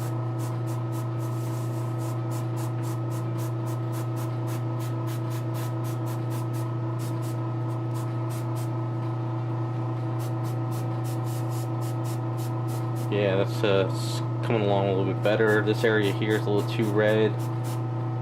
I want the shade to be subtle, but there. So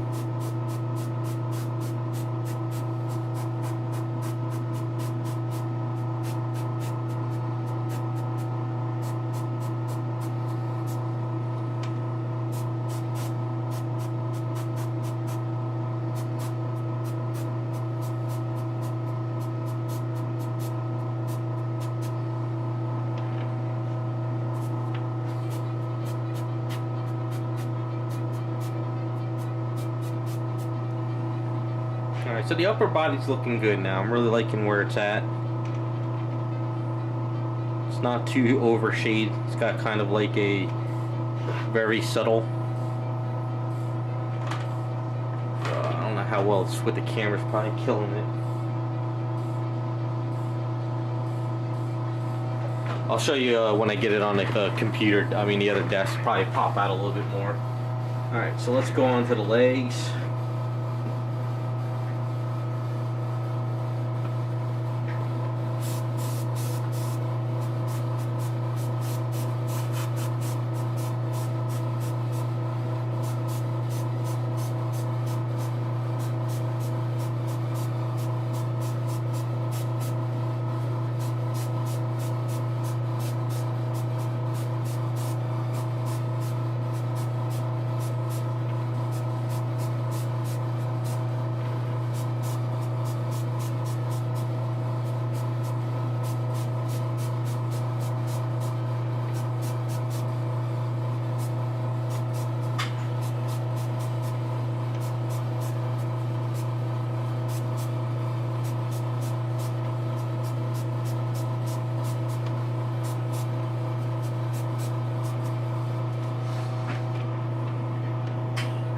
Alright, so we're getting to a point now where sometimes I like to let it cure up for a night and come back the next day before I seal it. 'Cause if I'm a little too hesitant on sealing it right now because I think I'm over looking at it right now. Sometimes you gotta walk away for a day and come back and then seal it. because there might be something I'm not really seeing. But we'll work on the face in a second. But I want to check underneath to make sure we're looking okay with the booty area. So I gotta hold this without breaking it. So I want to get this little spot here, little spot there, make the booty at least pop a little bit. Doesn't have to be completely dark. Yeah, it's not bad. It's looking pretty decent. Smooch here, pop that off.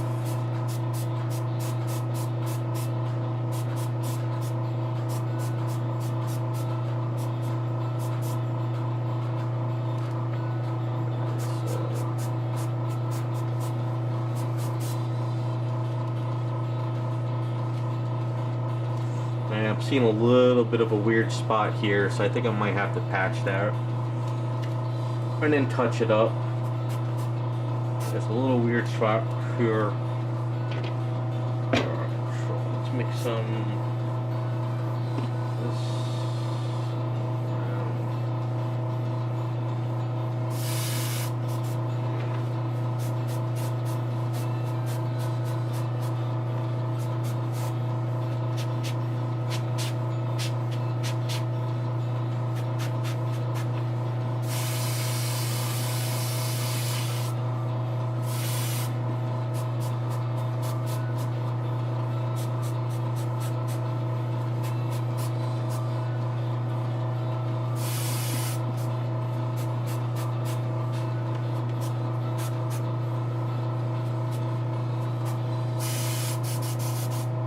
Alright, sometimes I just go on autopilot and start adding colors to my cups so I can kind of get where I want it to be.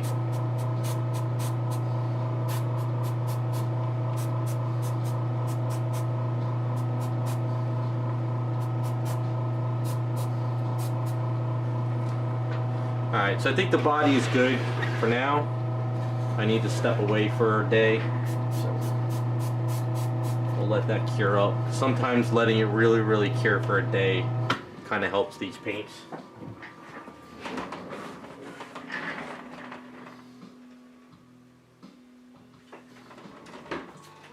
Hey Scott, so what I'm using right now is Iwata HBCH. I can't see it with light. Getting old sucks, guys. Yeah, HPCH. The reason why I like this one is because it's got a large cup and I can actually mess with the pressure here. So I can have the pressure at like 30, 40, 50 and I can mess with it here without going back and forth to the compressor. Now they do have this model in a little bit of a smaller cup and then they have another model with it where there's no cup. I like to use this one because it just holds more paint. But it's preference pretty much. Alright, so now on to the face a little bit. So we're going to try and do a little bit more.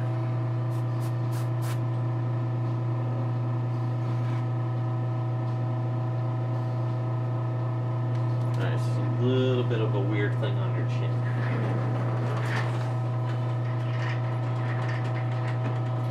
I think the needle size on this one is 0.3. 0.03.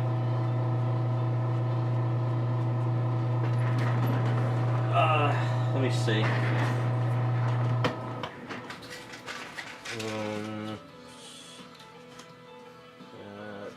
Revolution, HC Plus. I have a bunch of needles down here. Yeah, I think it's this one, HPC Plus. So I think it's a 0.3. The problem with yeah, see it's the same numbers, but they always sort of change things up on you. I don't know, I try to have a bunch of replacement needles here. But yeah, I think it's 0.3. Yeah. think.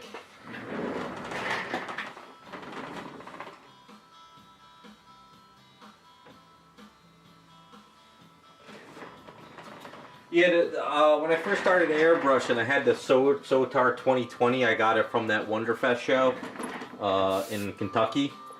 It's a great brush. I mean, it did work well, but the problem I had, it always clogged and the needles always bent on me. The needle that's in this Iwata right now, I think I've had it going on now for 6 months or more, and I've hit the needle with my finger probably 10 times now, and I punctured myself, and the needle is still fine. But with the Sotar 2020, every time I hit my finger, the needle would bend. I know I'm clumsy and I'm not perfect, but for some odd reason, the Iwata needles last longer than the Sotars.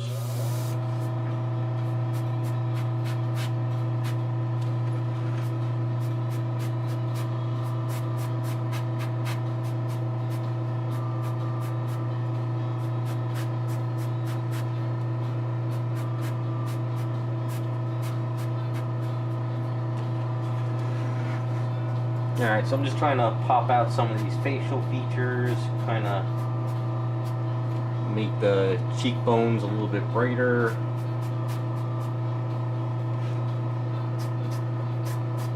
I'll put blush on her to make it pop more, but I'm just kind of toning it down a bit.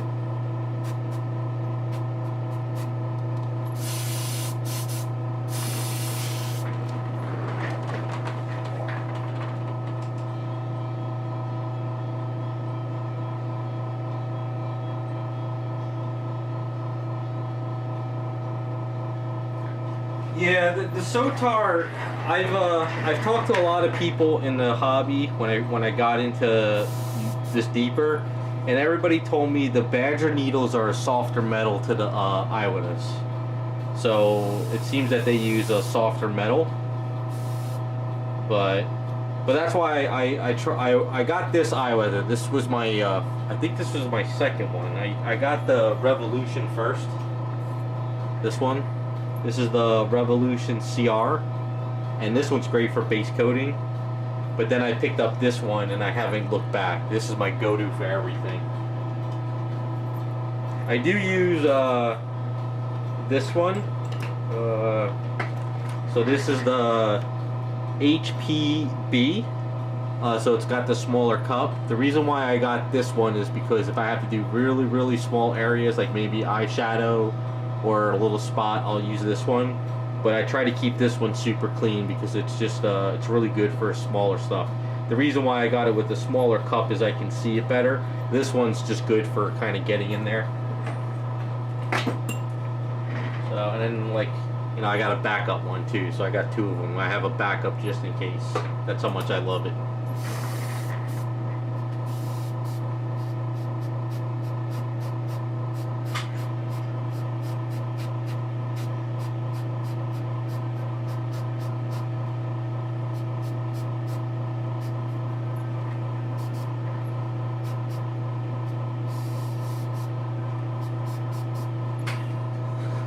So cheeks are kind of popping out. Let's do a little bit of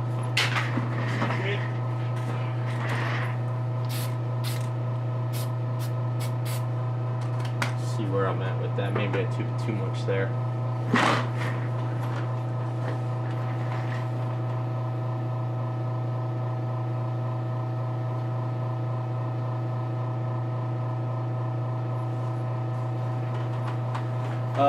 I've come to the conclusion with airbrushes, you get what you pay for.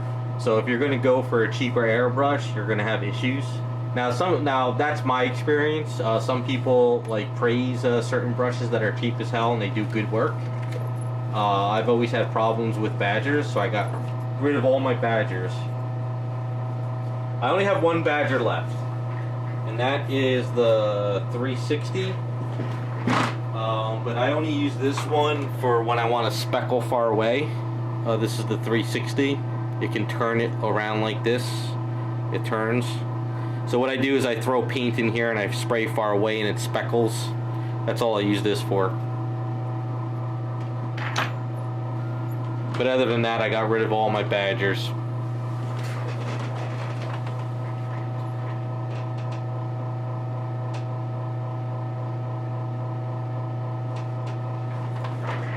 Yeah, if you wanna get a good brush for base coating and you want to spray heavy, this one's pretty good. I got this one fairly cheap. It's the HPTH. So it's got a really big cup, and you just pull this sucker back, and it sprays like in a wide spray angle. So this is pretty good for spraying, and then the cool thing about it is this comes off for easy cleaning. So this is good for, you know, like I don't use this for skin tone because I don't like overspraying skin tone because with her body, so if you're spraying this here, you're spraying so heavy that some of this spray might come around the back. I'd rather have a little bit more control with the revolution. But if you're going to be spraying like a base or like a wall, like you said, this one's not bad. Sometimes you can find these on a good sale. Like if there's a holiday sale, you can get these fairly good price.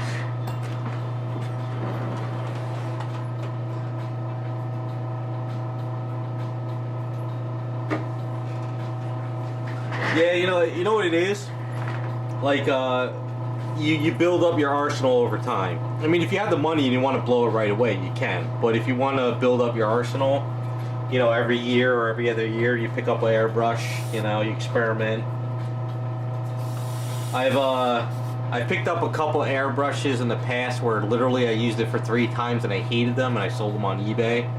I forgot the one brush. It's Garage Kit sells it. I tried it at the show and it was pretty good. And I was like, you know what, I'm going to find one. So I found one, and then after really using it like 4 times, I didn't like it at all. So I just sold it off on eBay.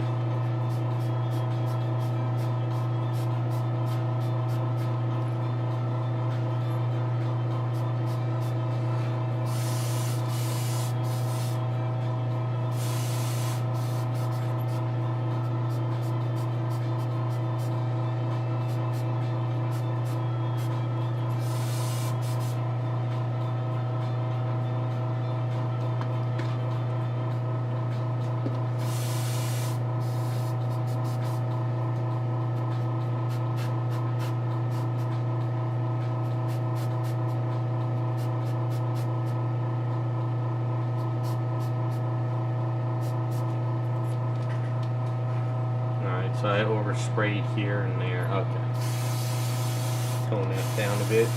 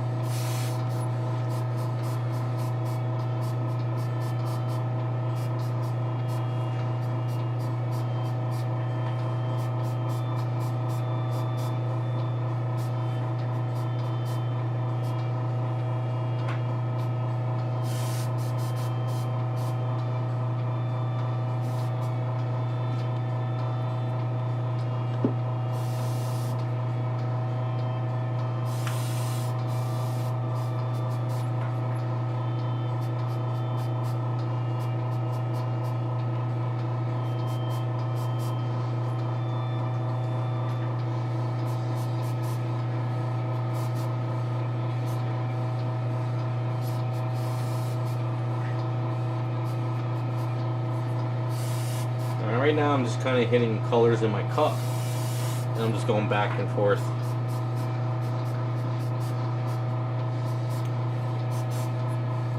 Kind of getting it where I want it. It's looking pretty deep. I think with a little bit of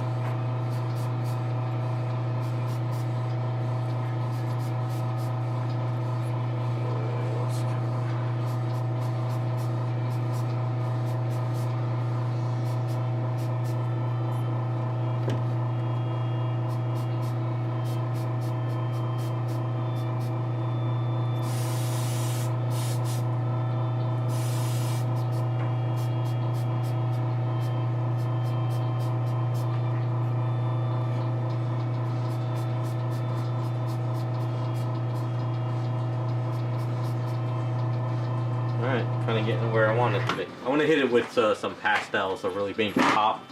But I think that's a good base.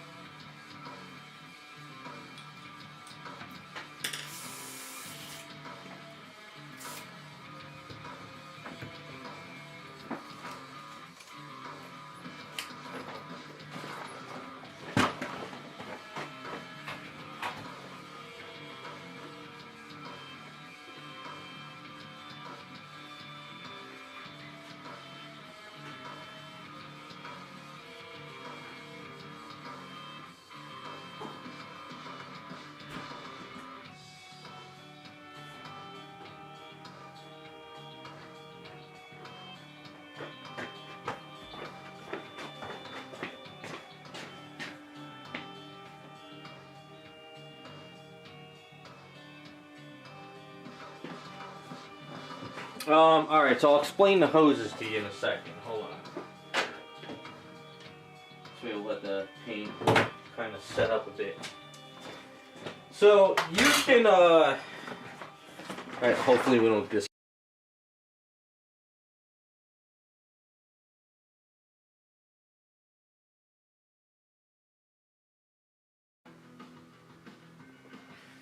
Alright, sorry about that. Alright, so you can purchase a Badger hose. You can purchase a Badger hose or a Iwata hose or even a Pache hose, right? It really doesn't matter about the hose if you get a quick disconnect, right? So if you get a quick disconnect, you can use any hose you want. So this one right here is the, I think this is the Iwata colors. Badger colors are, I think they're just blue and gray, or blue and black. But this is the Iwata hose, only because I found it on sale. But you get it with the quick disconnect. So you put a quick disconnect on there, and then you get quick disconnects for your airbrush. So these are Iwata quick disconnects, and they connect into any quick disconnect adapter you get. So this makes life easier for swapping out your airbrushes. So your hose doesn't matter. What matters is if you get the correct disconnect to that airbrush. So you can buy Badger quick disconnects, Pache, or Iwata to go onto that brush you have. And then if you have a quick disconnect, they're all universal. They all connect into the quick disconnect piece. So this piece right here is a quick disconnect, and this right here is the hose. And then all you have to do is swap your brushes in and out. So these pieces are like 10 bucks a pop. So that's what I do.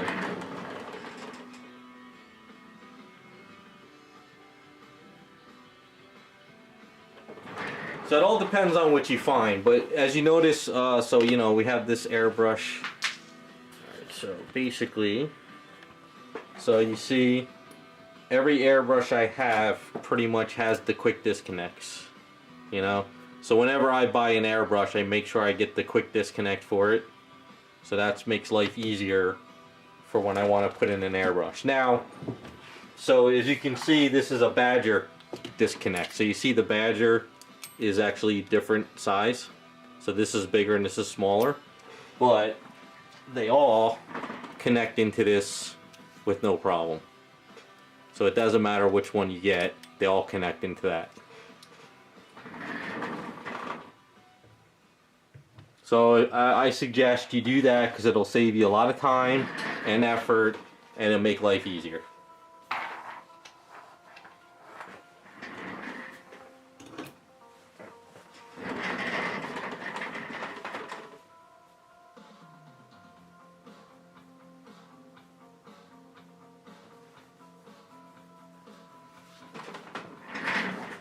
Yeah, that's just what I do, and it makes life easier. So I used to sit there and I used to twist off the brush, you know, back when I first started, and I would twist on the next brush. Sometimes I was thinking about getting 2 hoses for the brush, and then somebody said just get quick disconnects, and then I looked into that and I haven't gone back.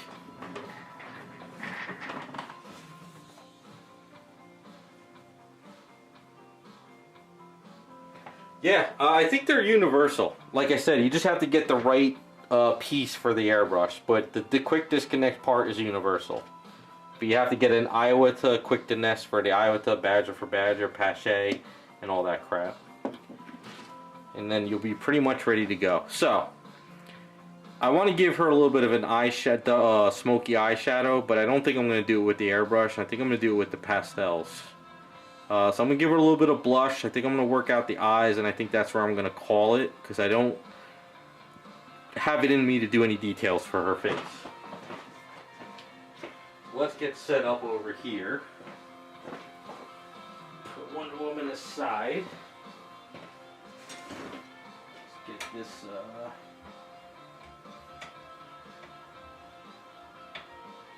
set up here. Let's swap cameras.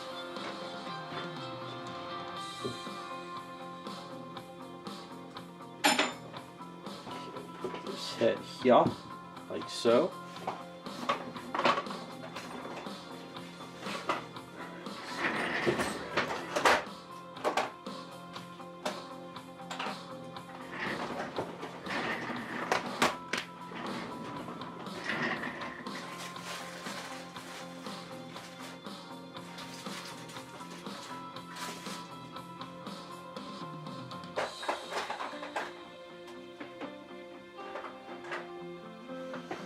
Alright, so lately what I've been trying to do is a little bit more pastel, well not pastel, women's makeup on the face.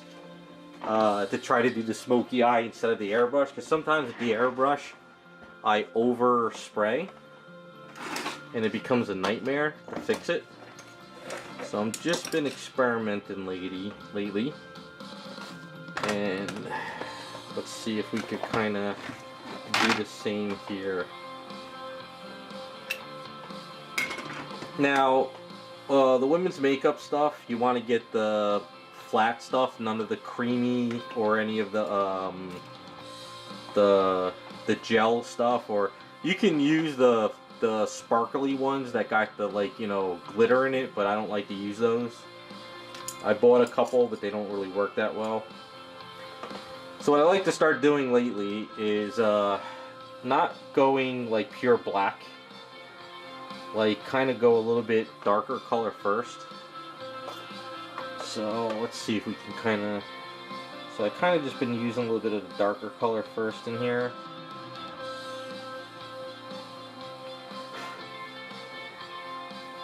And try to just kind of... I'm not like digging into the item,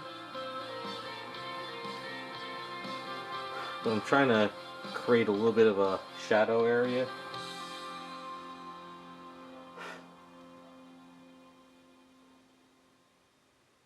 You have to seal this stuff though, even if you use pastels, it's gotta be sealed.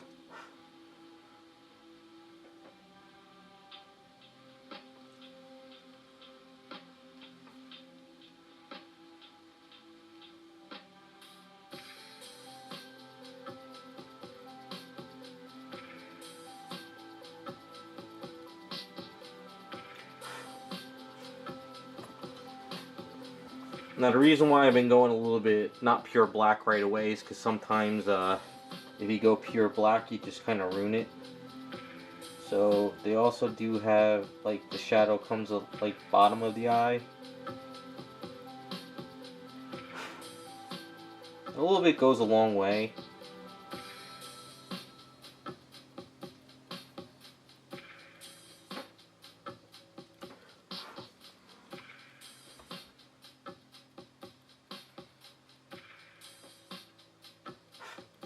And then what I like to do sometimes is take a little bit of a lighter color.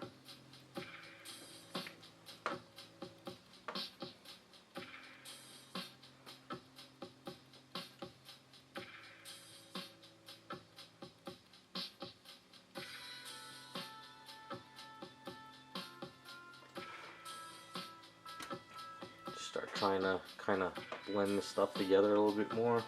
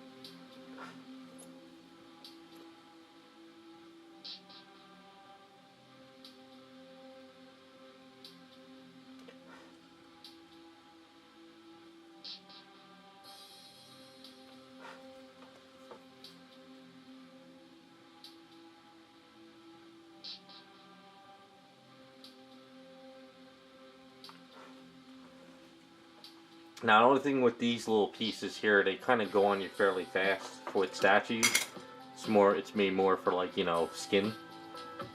Alright, so what we could do is we could just a little bit of black, a little bit of brown, a little bit darker. Kind of just go in the darker area first.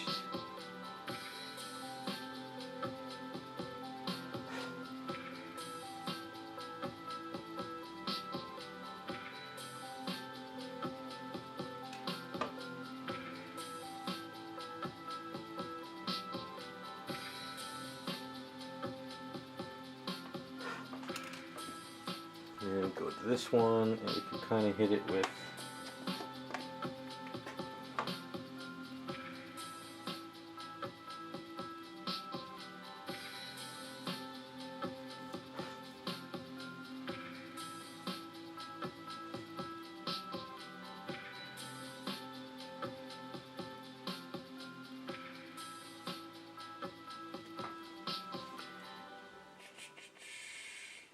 this is kind of a good color.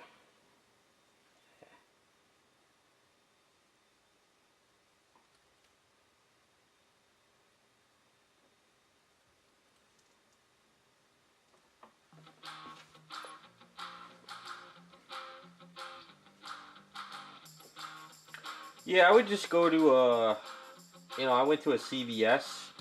This kit I bought off of eBay, but I went to CVS and I looked for like kits like these, and I just bought up a bunch of them.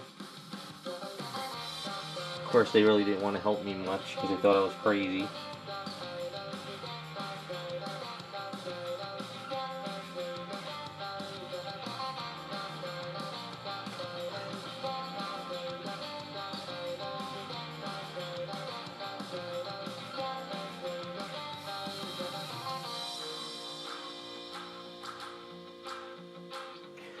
But I do have a cousin. She went to the store and she bought me a bunch of them because I told her which ones I want. She's a hairdresser, so she got me like all kinds of kits.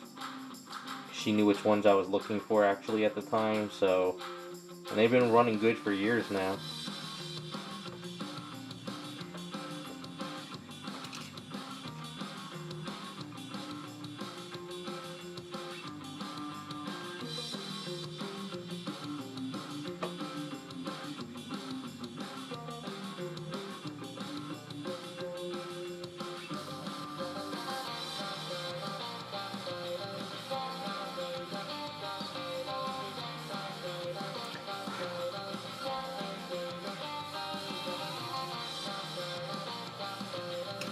So those two are shot already.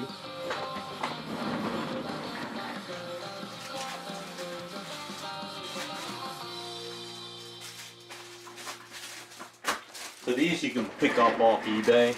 You know, these are good for all kinds of stuff. So you can pick these up on eBay for like, there's like 100 in a pack for like $5 or $2 or something.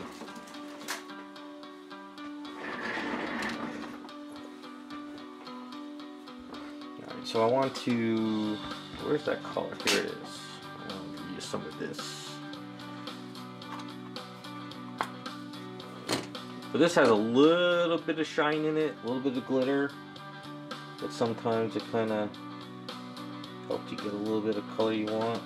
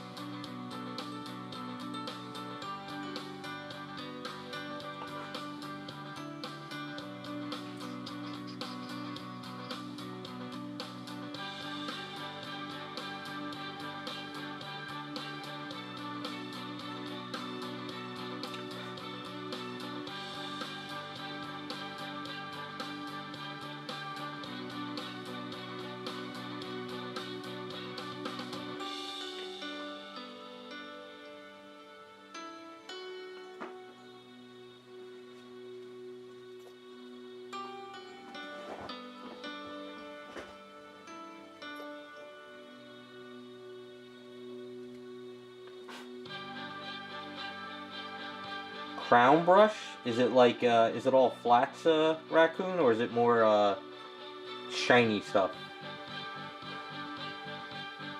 I just got this off eBay probably like 6 years ago. I've been using this kit. Not the best kit in the world, but for a statue, it's not bad.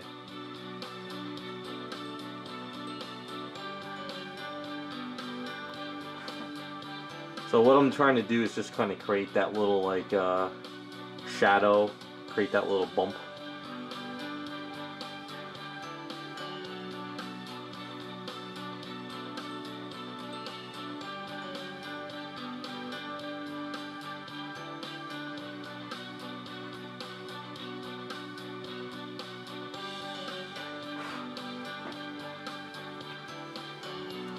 Now, to make my life a little easier,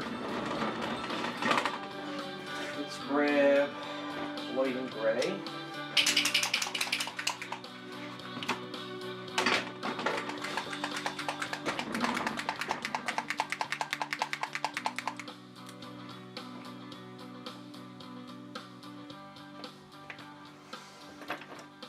Yeah, I don't know much about makeup stuff. Like, if, you know, this kit I got is like, this is probably the super cheapest shit out there, so I don't know how good it is compared to the stuff you're mentioning.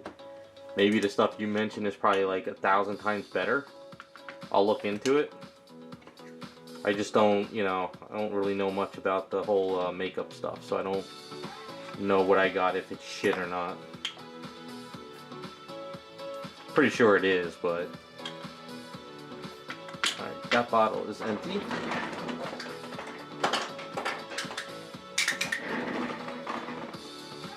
So I'm going to do the eyeballs just to kind of give me a color. See where the hell I'm at with this. If I can get some gray out of here. There we go.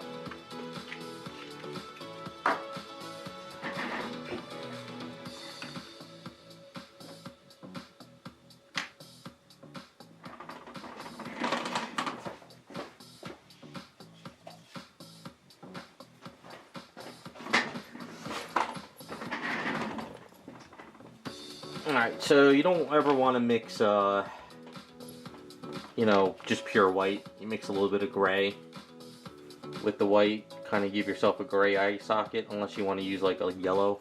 But what I want to do is sort of...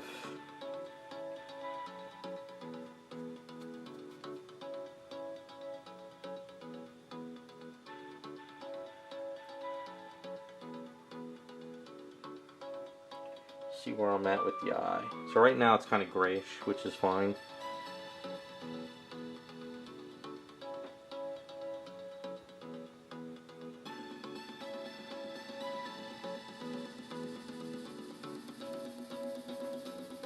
These eyes are actually sculpted pretty well, so it's a little bit easier to get the color in there. Right, so let's get black ink for the eyelashes. Where's my black bottle?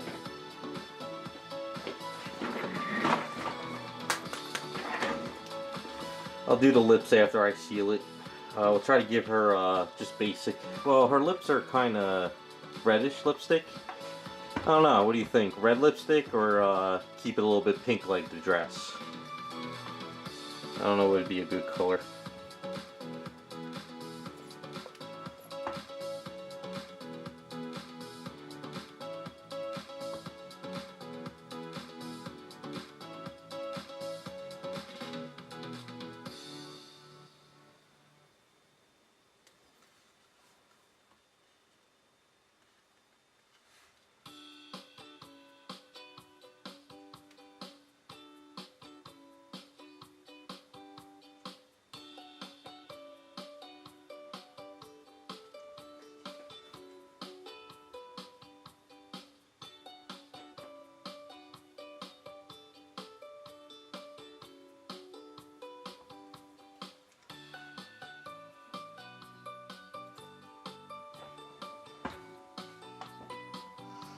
Yeah, I'll have to blow up the picture up in a second. Well, let's see. Oops. Hit that with a little bit of white.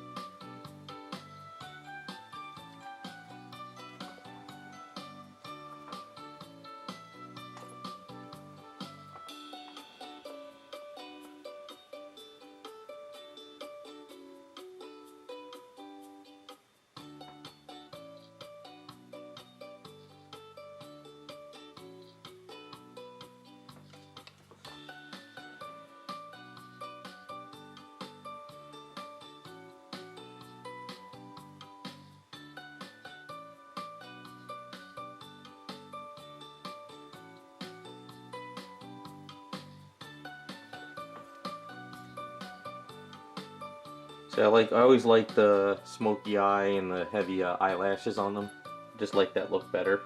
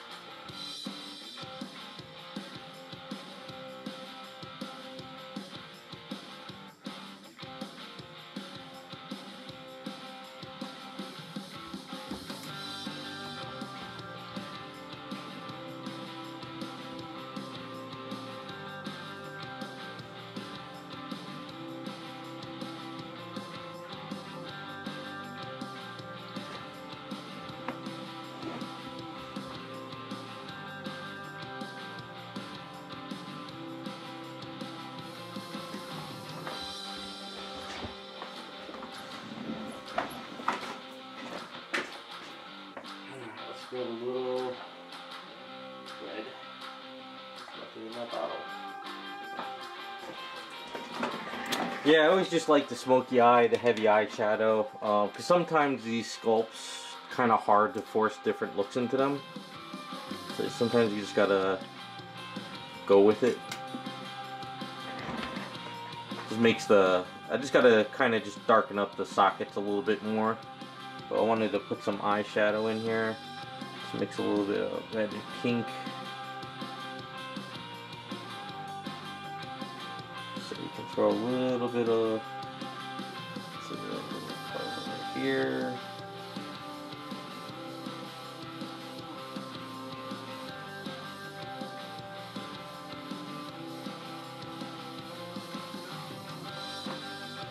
I like to do sometimes take a little bit of the red.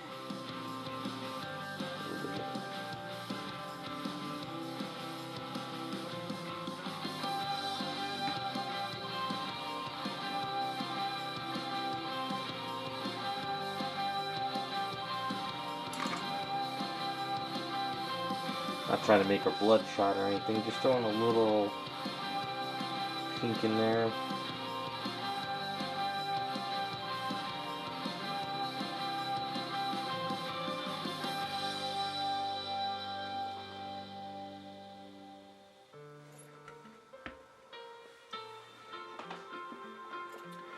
Daryl Hannah?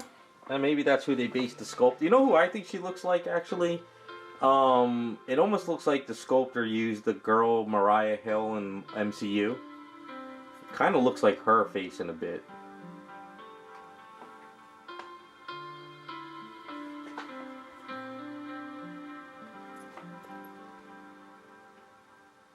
It's funny, I always remember her from Slammin' Salmon, not if you ever watched that comedy movie, the guys who did Super Troopers.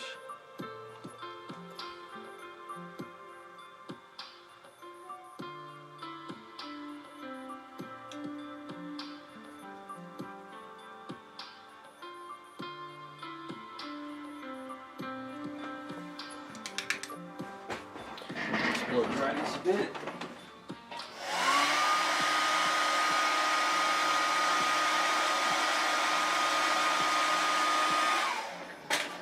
Okay. Yeah, let's kind of try to darken this up a bit more.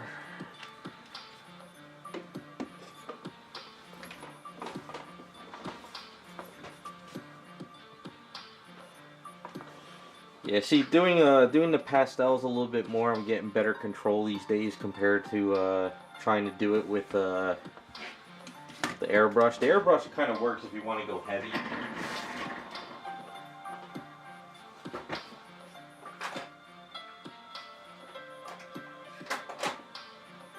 Alright, so this one here is all cracked up, but I think I used this one before too, and it kind of helped.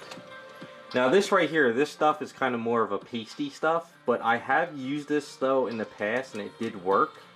So we'll try some of it now, but you can see it's kind of like a little pasty. I don't know what the hell that's called. But it does work though. But you got to be careful.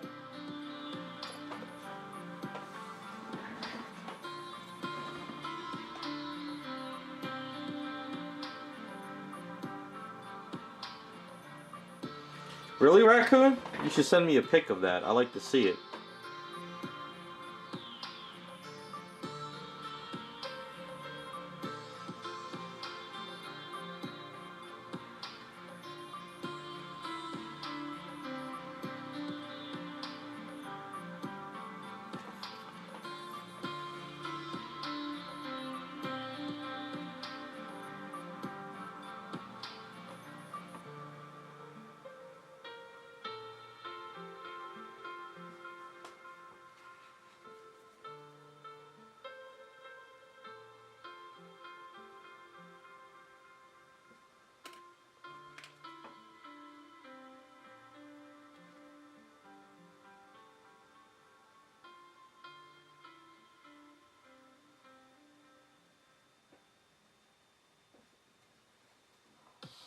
Yeah, see that kind of darkened up the eye sockets a little bit more. Hopefully you guys can kind of see it. Alright, so there's this one spot though over here I don't like. Is this a clean one?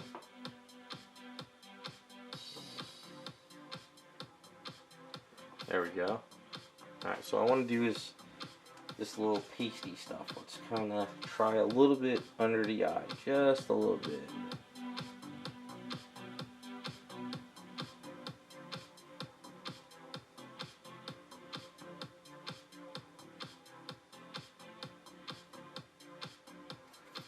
There we go.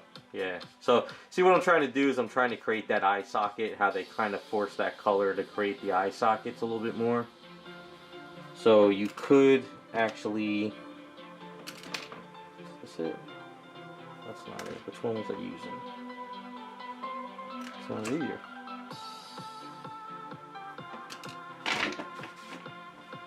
Alright, so let's go back to this color a little bit. Alright. Kind of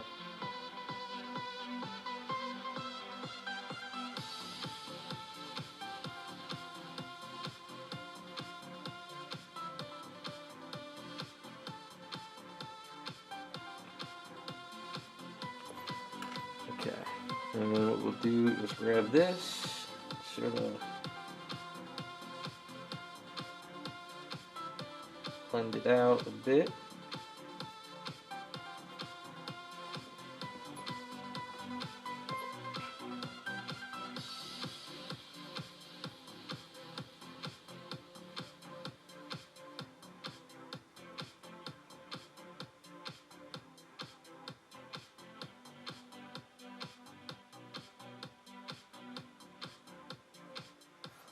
There you go.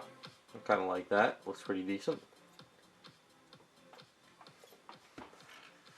I guess we could try the lips while I'm kind of in the zone.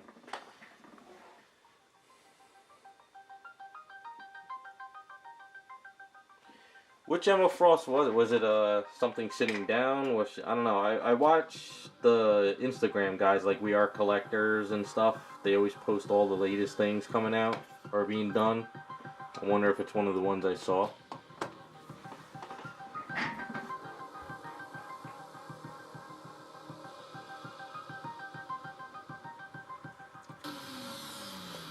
Yeah, Scott. You could try the pastels here because, like I know a lot of guys in the hobby. They get pastels and they sit there with an X-Acto blade, you know, and they sit there and they scrape off the pastels and they get a thing.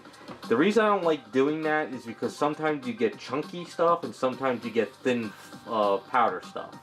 The reason why I like the women's makeup because it's already powder and it's really, really, you know, it seems pretty good. The guy Dano that used to do all the Bowen Designs prototypes, he's the one who mentioned to me to do women's makeup. But he said he got to the point where he stopped using women's makeup and he does everything with the airbrush. But he says that he liked the women's makeup more than the pastels. At least that's what he told me at one time. That was a long time ago. She has her arms outstretched. Is that the one where she's walking and there's a white version and black version? If that's the one you're talking about, I did see that one.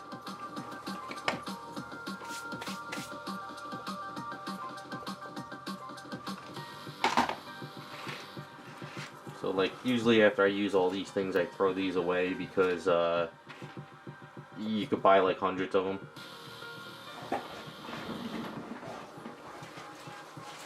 You know, like I got my little kit of all these little pieces.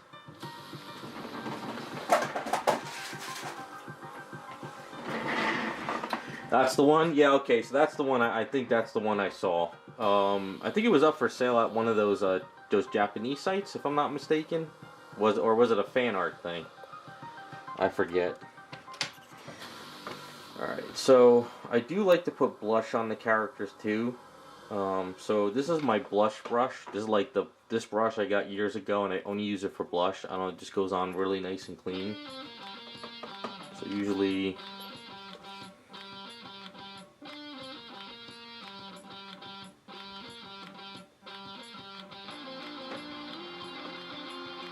I mean, she is in a nice dress, so it doesn't mean she can't look good, right?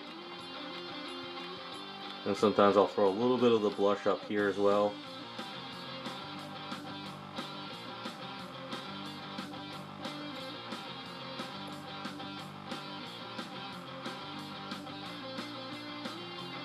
Yeah. Okay.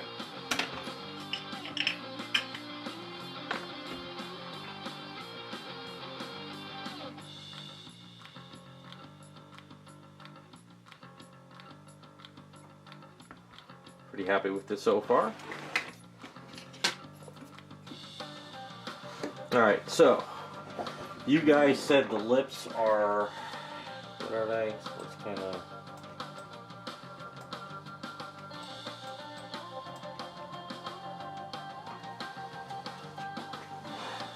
so they're kind of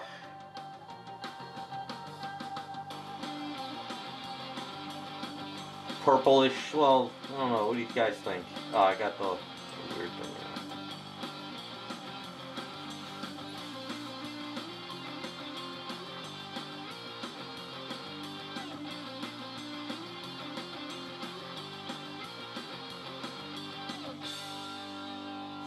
Go with sort of a brownish red or a purplish red.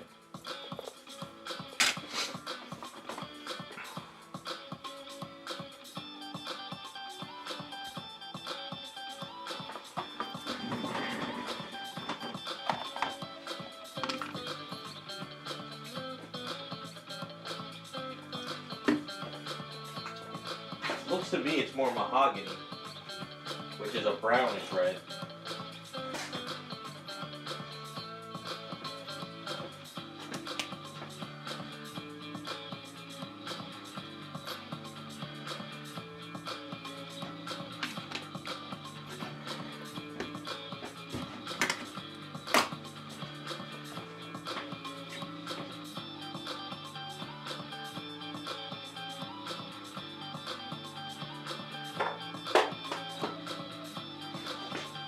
I think this might be a good color here. This is from that scale color set.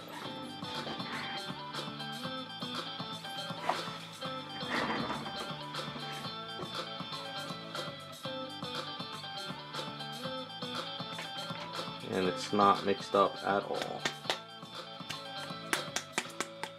So I'm thinking maybe this color as a base and then mix a little white into it to kind of make it pop. Let's see how it looks.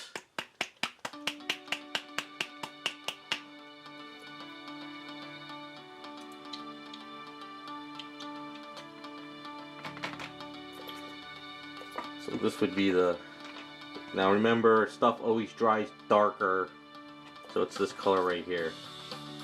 Always dries darker, so that might be a good base. What do you guys think? Yeah, I think that might work, that one. Mix a little white into it to kind of pop it out a bit.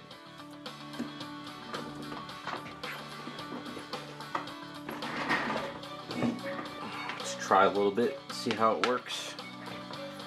Hopefully I can stay in camera while doing this.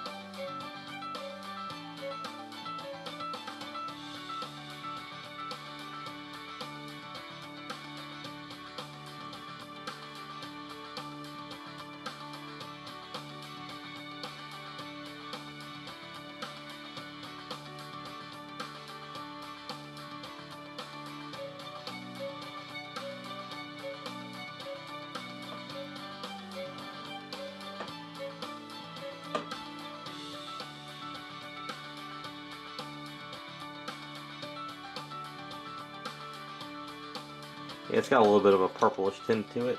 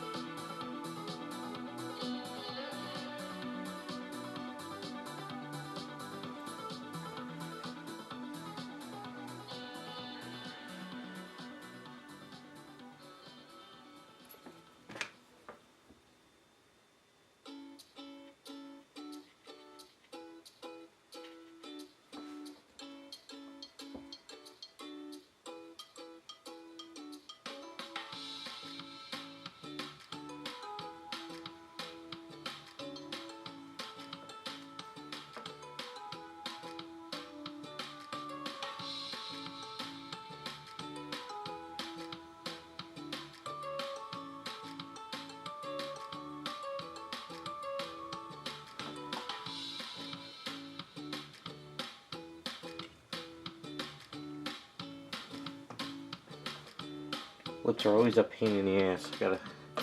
It's hard to kind of get it just right. Sometimes the sculpt isn't quite there to follow, so you gotta kind of fudge it at times.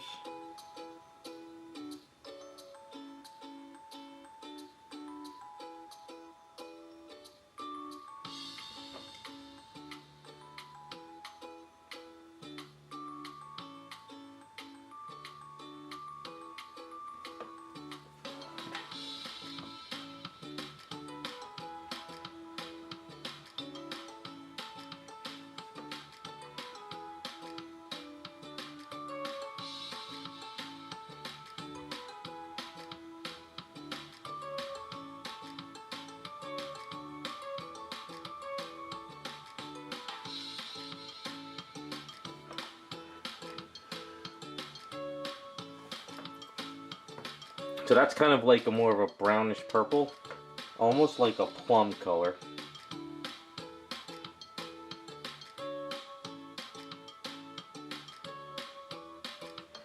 So keep following the edges without going overboard.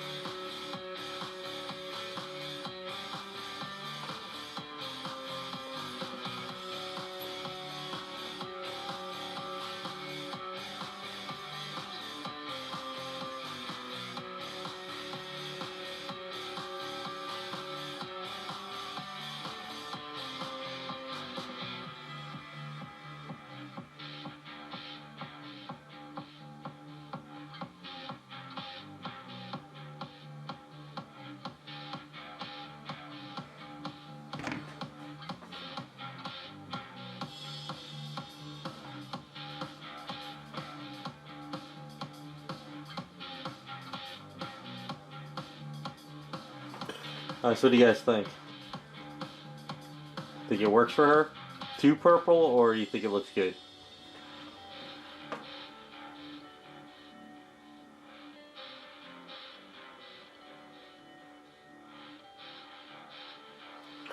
Yeah, I've done it before. You know what I'm a fan of? Do you guys remember women's makeup in the 90s where they would have that really harsh black line around the lips and then it would be red in the inside? I love lipstick like that, and I like to paint like that, but this one's not calling for it, so I'm not doing it. But I like to do, what I like to do is I like to do very harsh, like dark lipstick, and then I like to put that red in the middle. I like that 90s look. That's kind of my favorite look for stuff. So I think what I should do, it's not perfect, but I should try to hit the red.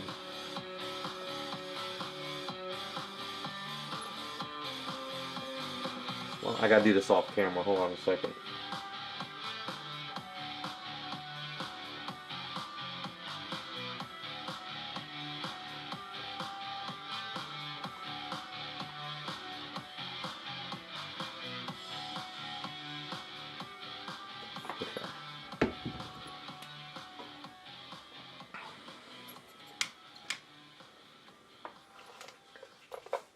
No, it's kind of like drying up on me fairly fast and doing it. There's some striation marks in there. You can't really see it, but they're there. I'm gonna kind of darken the inside a bit though.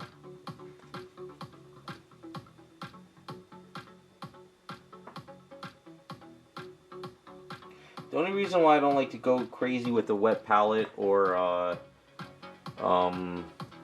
what is it, a retarder on it, extender, is because it's lips, and the only problem is if you mess up and you scrape it. With my problem is all of a sudden it bleeds all over the face. Because this paint you got to be very careful of. This garage kit paint, what happens is it bleeds. So if you have very wet paint on here, the garage kit paint absorbs it and you start getting bleeding going across. So I'd rather use a little bit of a drier paint because this is more lipstick. It's not more of like natural. So a natural I would just do washes. But since we're doing like lipstick, I went this route. So that's kind of where we're at with the lipstick on her. I kind of like it. I think it looks good. I mean, we could brighten up a little bit. So let's mix up a little red, a little bit of this, and a little bit of the little red. Right, just a little bit. So let's see if we can kind of.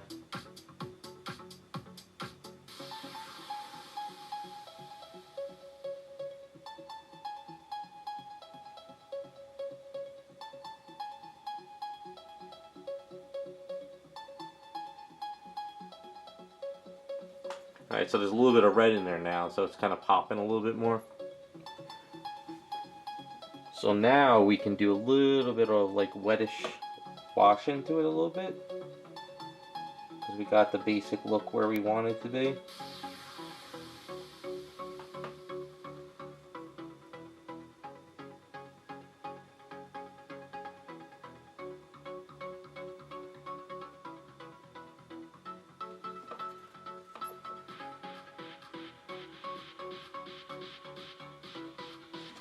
Yeah, so adding so now we have the edge of it, it's like that purplish, but now we have the inside a little bit of reddish.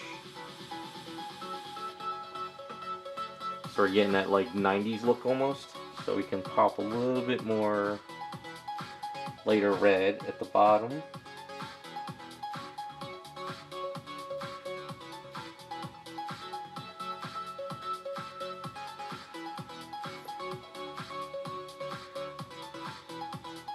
Sort of like that.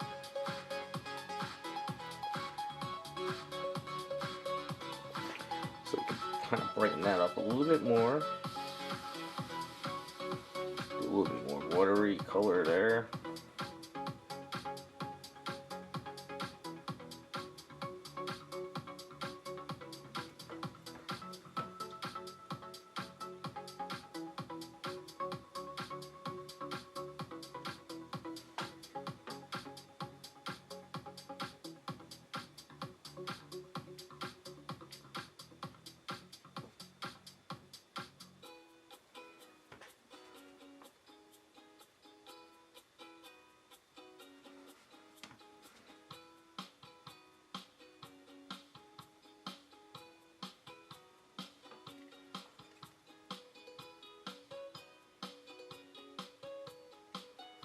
What do you think of that?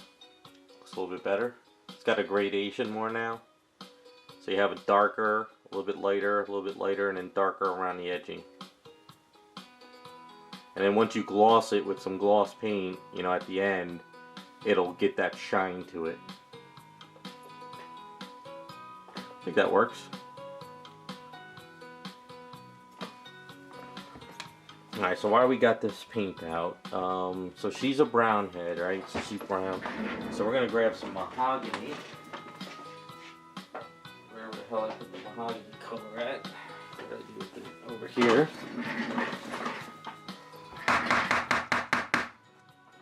So we might as well do the eyebrows right now because, get it out of the way, when I seal it, it'll be there. So she definitely has a nice elegant look to her because she's got a nice dress. So I don't want to do black eyelashes, I want to do mahogany because she's going to have a little bit of an orangey brown hair. So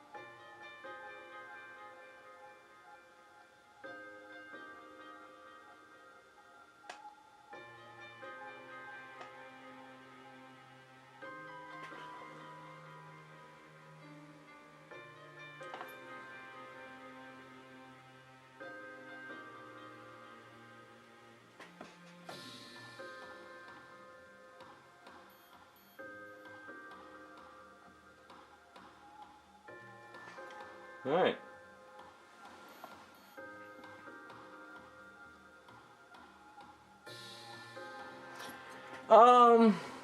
I don't, is she a redhead? I really don't know. I'm just looking at that's kind of like an orangey brown hair to me more.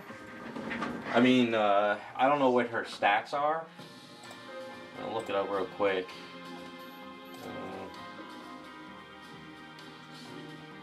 DC Giganta stats.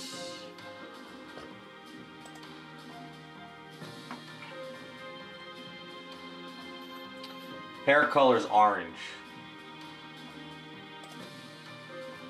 So, I guess she's a redhead, but maybe on the darker side?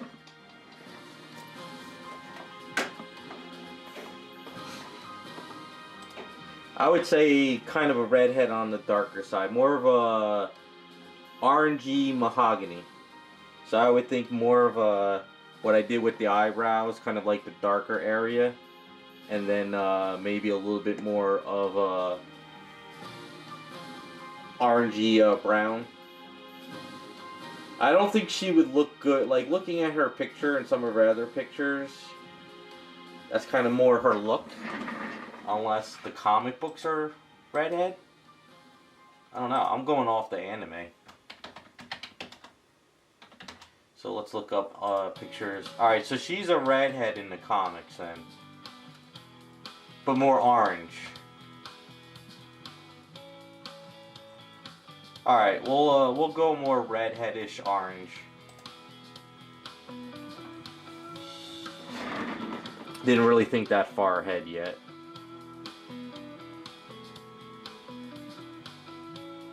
But I think we got a good start. Now, one of the other things too is these are the earrings. So what I did is I'm gonna put a nail on them and put them in her ears like so. Like that. So I don't think I'm going to paint them. I think I'm just gonna leave them like that color and just glue them in, because I think if I try and paint these, they might scrape up.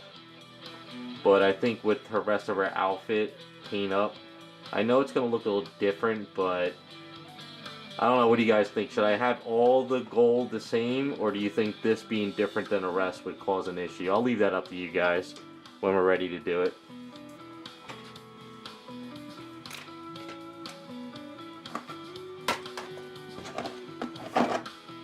I just wanted to make sure I got them set up for to glue it in at the end. But we're gonna let her set up for a day or two, and then I'm gonna seal it. So I'll seal it off camera, and she'll be ready to go next stream or whatever. So we'll put her together now. Take a look at her. Let me get all this shit off the desk.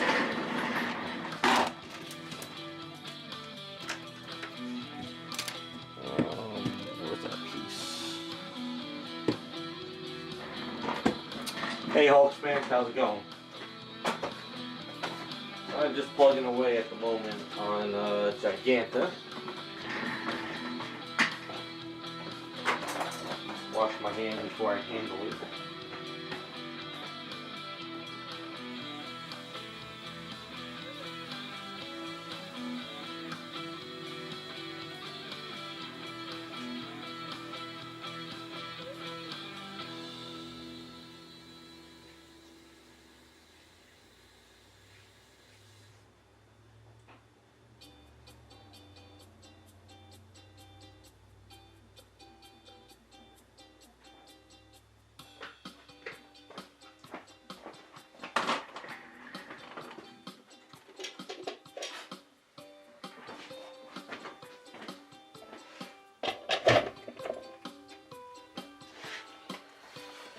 Alright, let's pull the camera back. Give you guys an idea at least where we're at with her. So when I seal her up, I might have to go back in and do a little bit more touch-ups. But at least we got a nice... We moved along. We got a majority of her done, so that's a good thing. Yeah, I think the head's going to look a little like a badass. I think the makeup is working out pretty well. Alright. So she looks like a serious badass. I think that looks good with the eye makeup.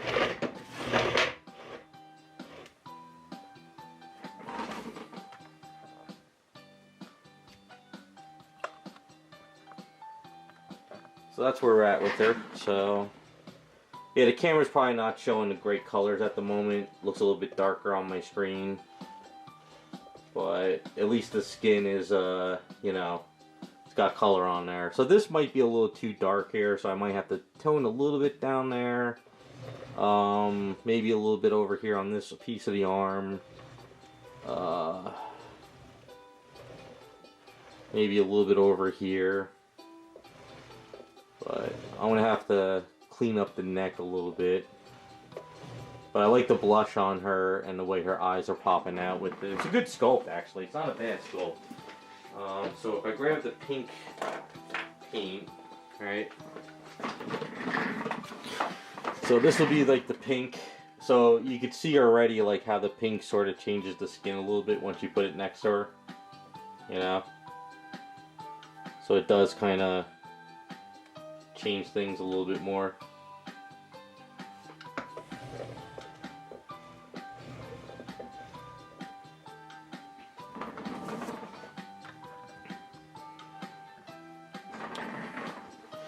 See, I'm sorry, like, the sun's kind of blasting in too, so, but, yeah, so this is the pink I used for the Scarlet Witch. There's probably not a lot left in here, so I'm going to have to mix up a little bit more, but we're going to make this a silky dress, or make it like a satin dress, not silk, but satin, so we'll have a little pearls in there too, so this will look a little bit of an elegant dress on her, and then, like I said, her boots, we'll give her, like, suede boots. We'll add some texture on there.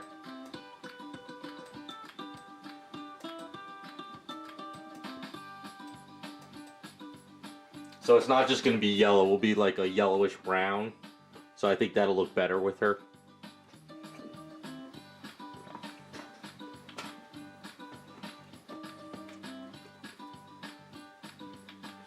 Yeah, so we'll let the paint set up. I probably won't even touch her this weekend. I'll probably wait till Monday till I'm back in the garage doing stuff. And then I think what I'll do is I'll seal her up. I'll touch up anything and then seal her again. And then after that, by stream, she'll be ready to go. Because one of the problems with this now is I have to paint the underwear underneath her here, and I have to get under the skirt. And that's a pain in the ass because if you flip her upside down, you want to have some good padding. Because if not, you can kind of accidentally scrape up paint. And then when I mask her off, I'm just going to try to sand up the outfit a little bit because there might be some overspray here. So I'll just kind of try to clean this up. And around this hand is going to be a pain in the ass. That's a given. So you know I'll have to do the trim. We'll do the hair last. I usually kind of let the hair stay last, but I think the lipstick on that with this this pink should look pretty good. Makes her a little bit more of a badass on that. So that's where we're at with that. So that's good. It's kind of funny we're doing her, but not a regular Wonder Woman. It'd be funny than both. So.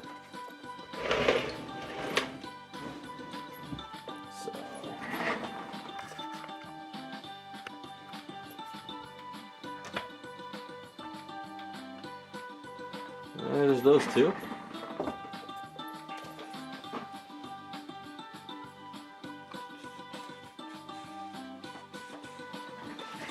Yeah, so we're doing pretty good.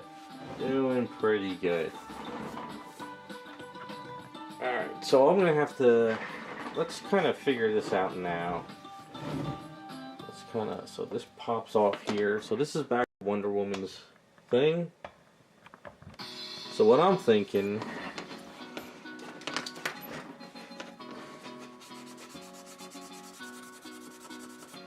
before I actually start doing it, I still got some parts to clean up. So I'm thinking, this is Wonder Woman's back, right? Yeah. Okay. So I'm thinking what we'll do is, we'll do a line here, right? We'll do a line here. And then we'll do a line here like Wonder Woman, and like a W. And then we'll bring the lines down. Yeah, I like that.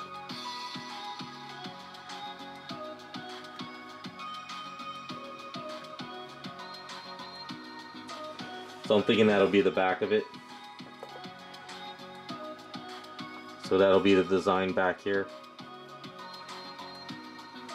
Because I have to do this like line of white going around this.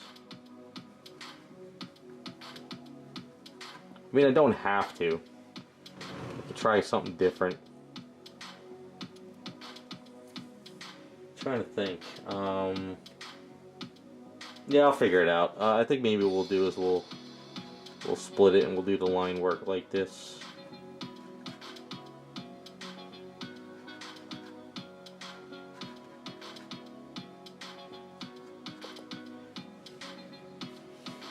I'll have to figure that out. Oops.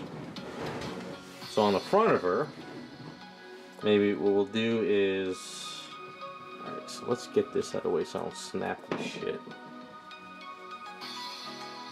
So with this one here,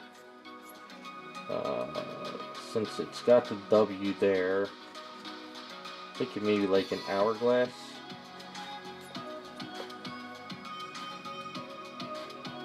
And then maybe do the line this way. Yeah, I think that looks good. So it's kind of like a W on a W.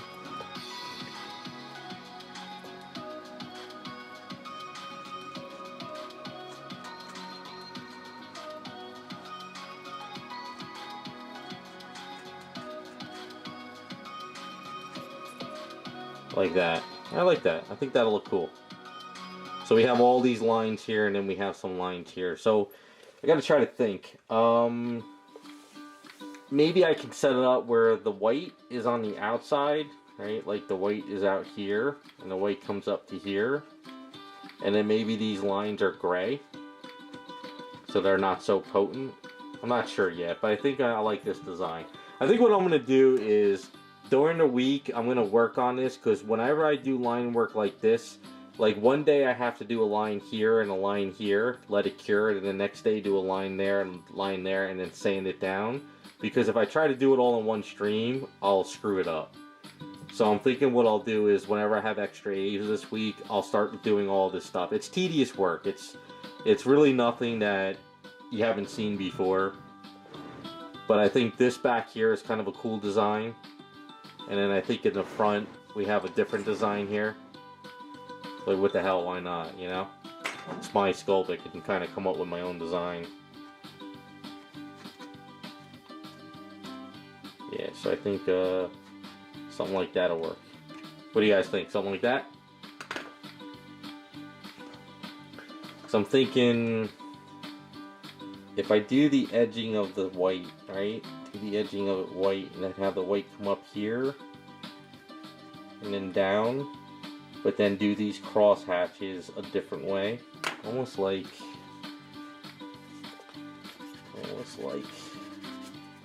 so if we have this come up, right, and then it comes up around like that, right, so we have a little bit of a white part like this. And then we have lines going that way, but these lines would be a gray. But this edging would be white.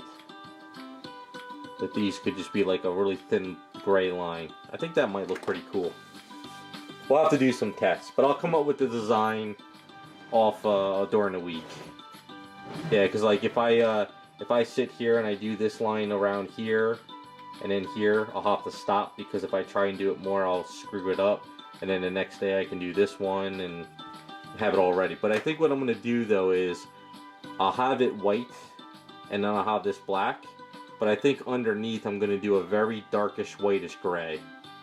So I don't want, or a black underneath. I think that's what I'm going to do. Instead of trying to do lines here and then lines under here, it'll look weird. So I figure underneath the flaps they'll be either blackish or gray. Just make it easier. So that's the idea. I think it'll look pretty cool once it's done. So we're moving along pretty well. So these two gals, I think Giganta is going to be done fairly fast. I just have to figure out the bench. Gotta figure out that bench. And I got to secure the legs on here. So Flash has two little tiny holes there. We have the food truck that can go there. And I need a bench to go here. So like I said, on eBay there's benches and they have a little lamppost that come with the bench. I'm gonna pick it up. It's only like $7. If it is in scale, it's perfect. If it's not in scale, I'll have to print out something. But I'm also going to go to Michael's tomorrow, and I'm going to see if they have anything there first. But I think Flash is in the perfect position. So he's here, he's looking up, he's got a good bird's eye view, he's eating a hot dog, and he's shocked. And I gotta find an umbrella.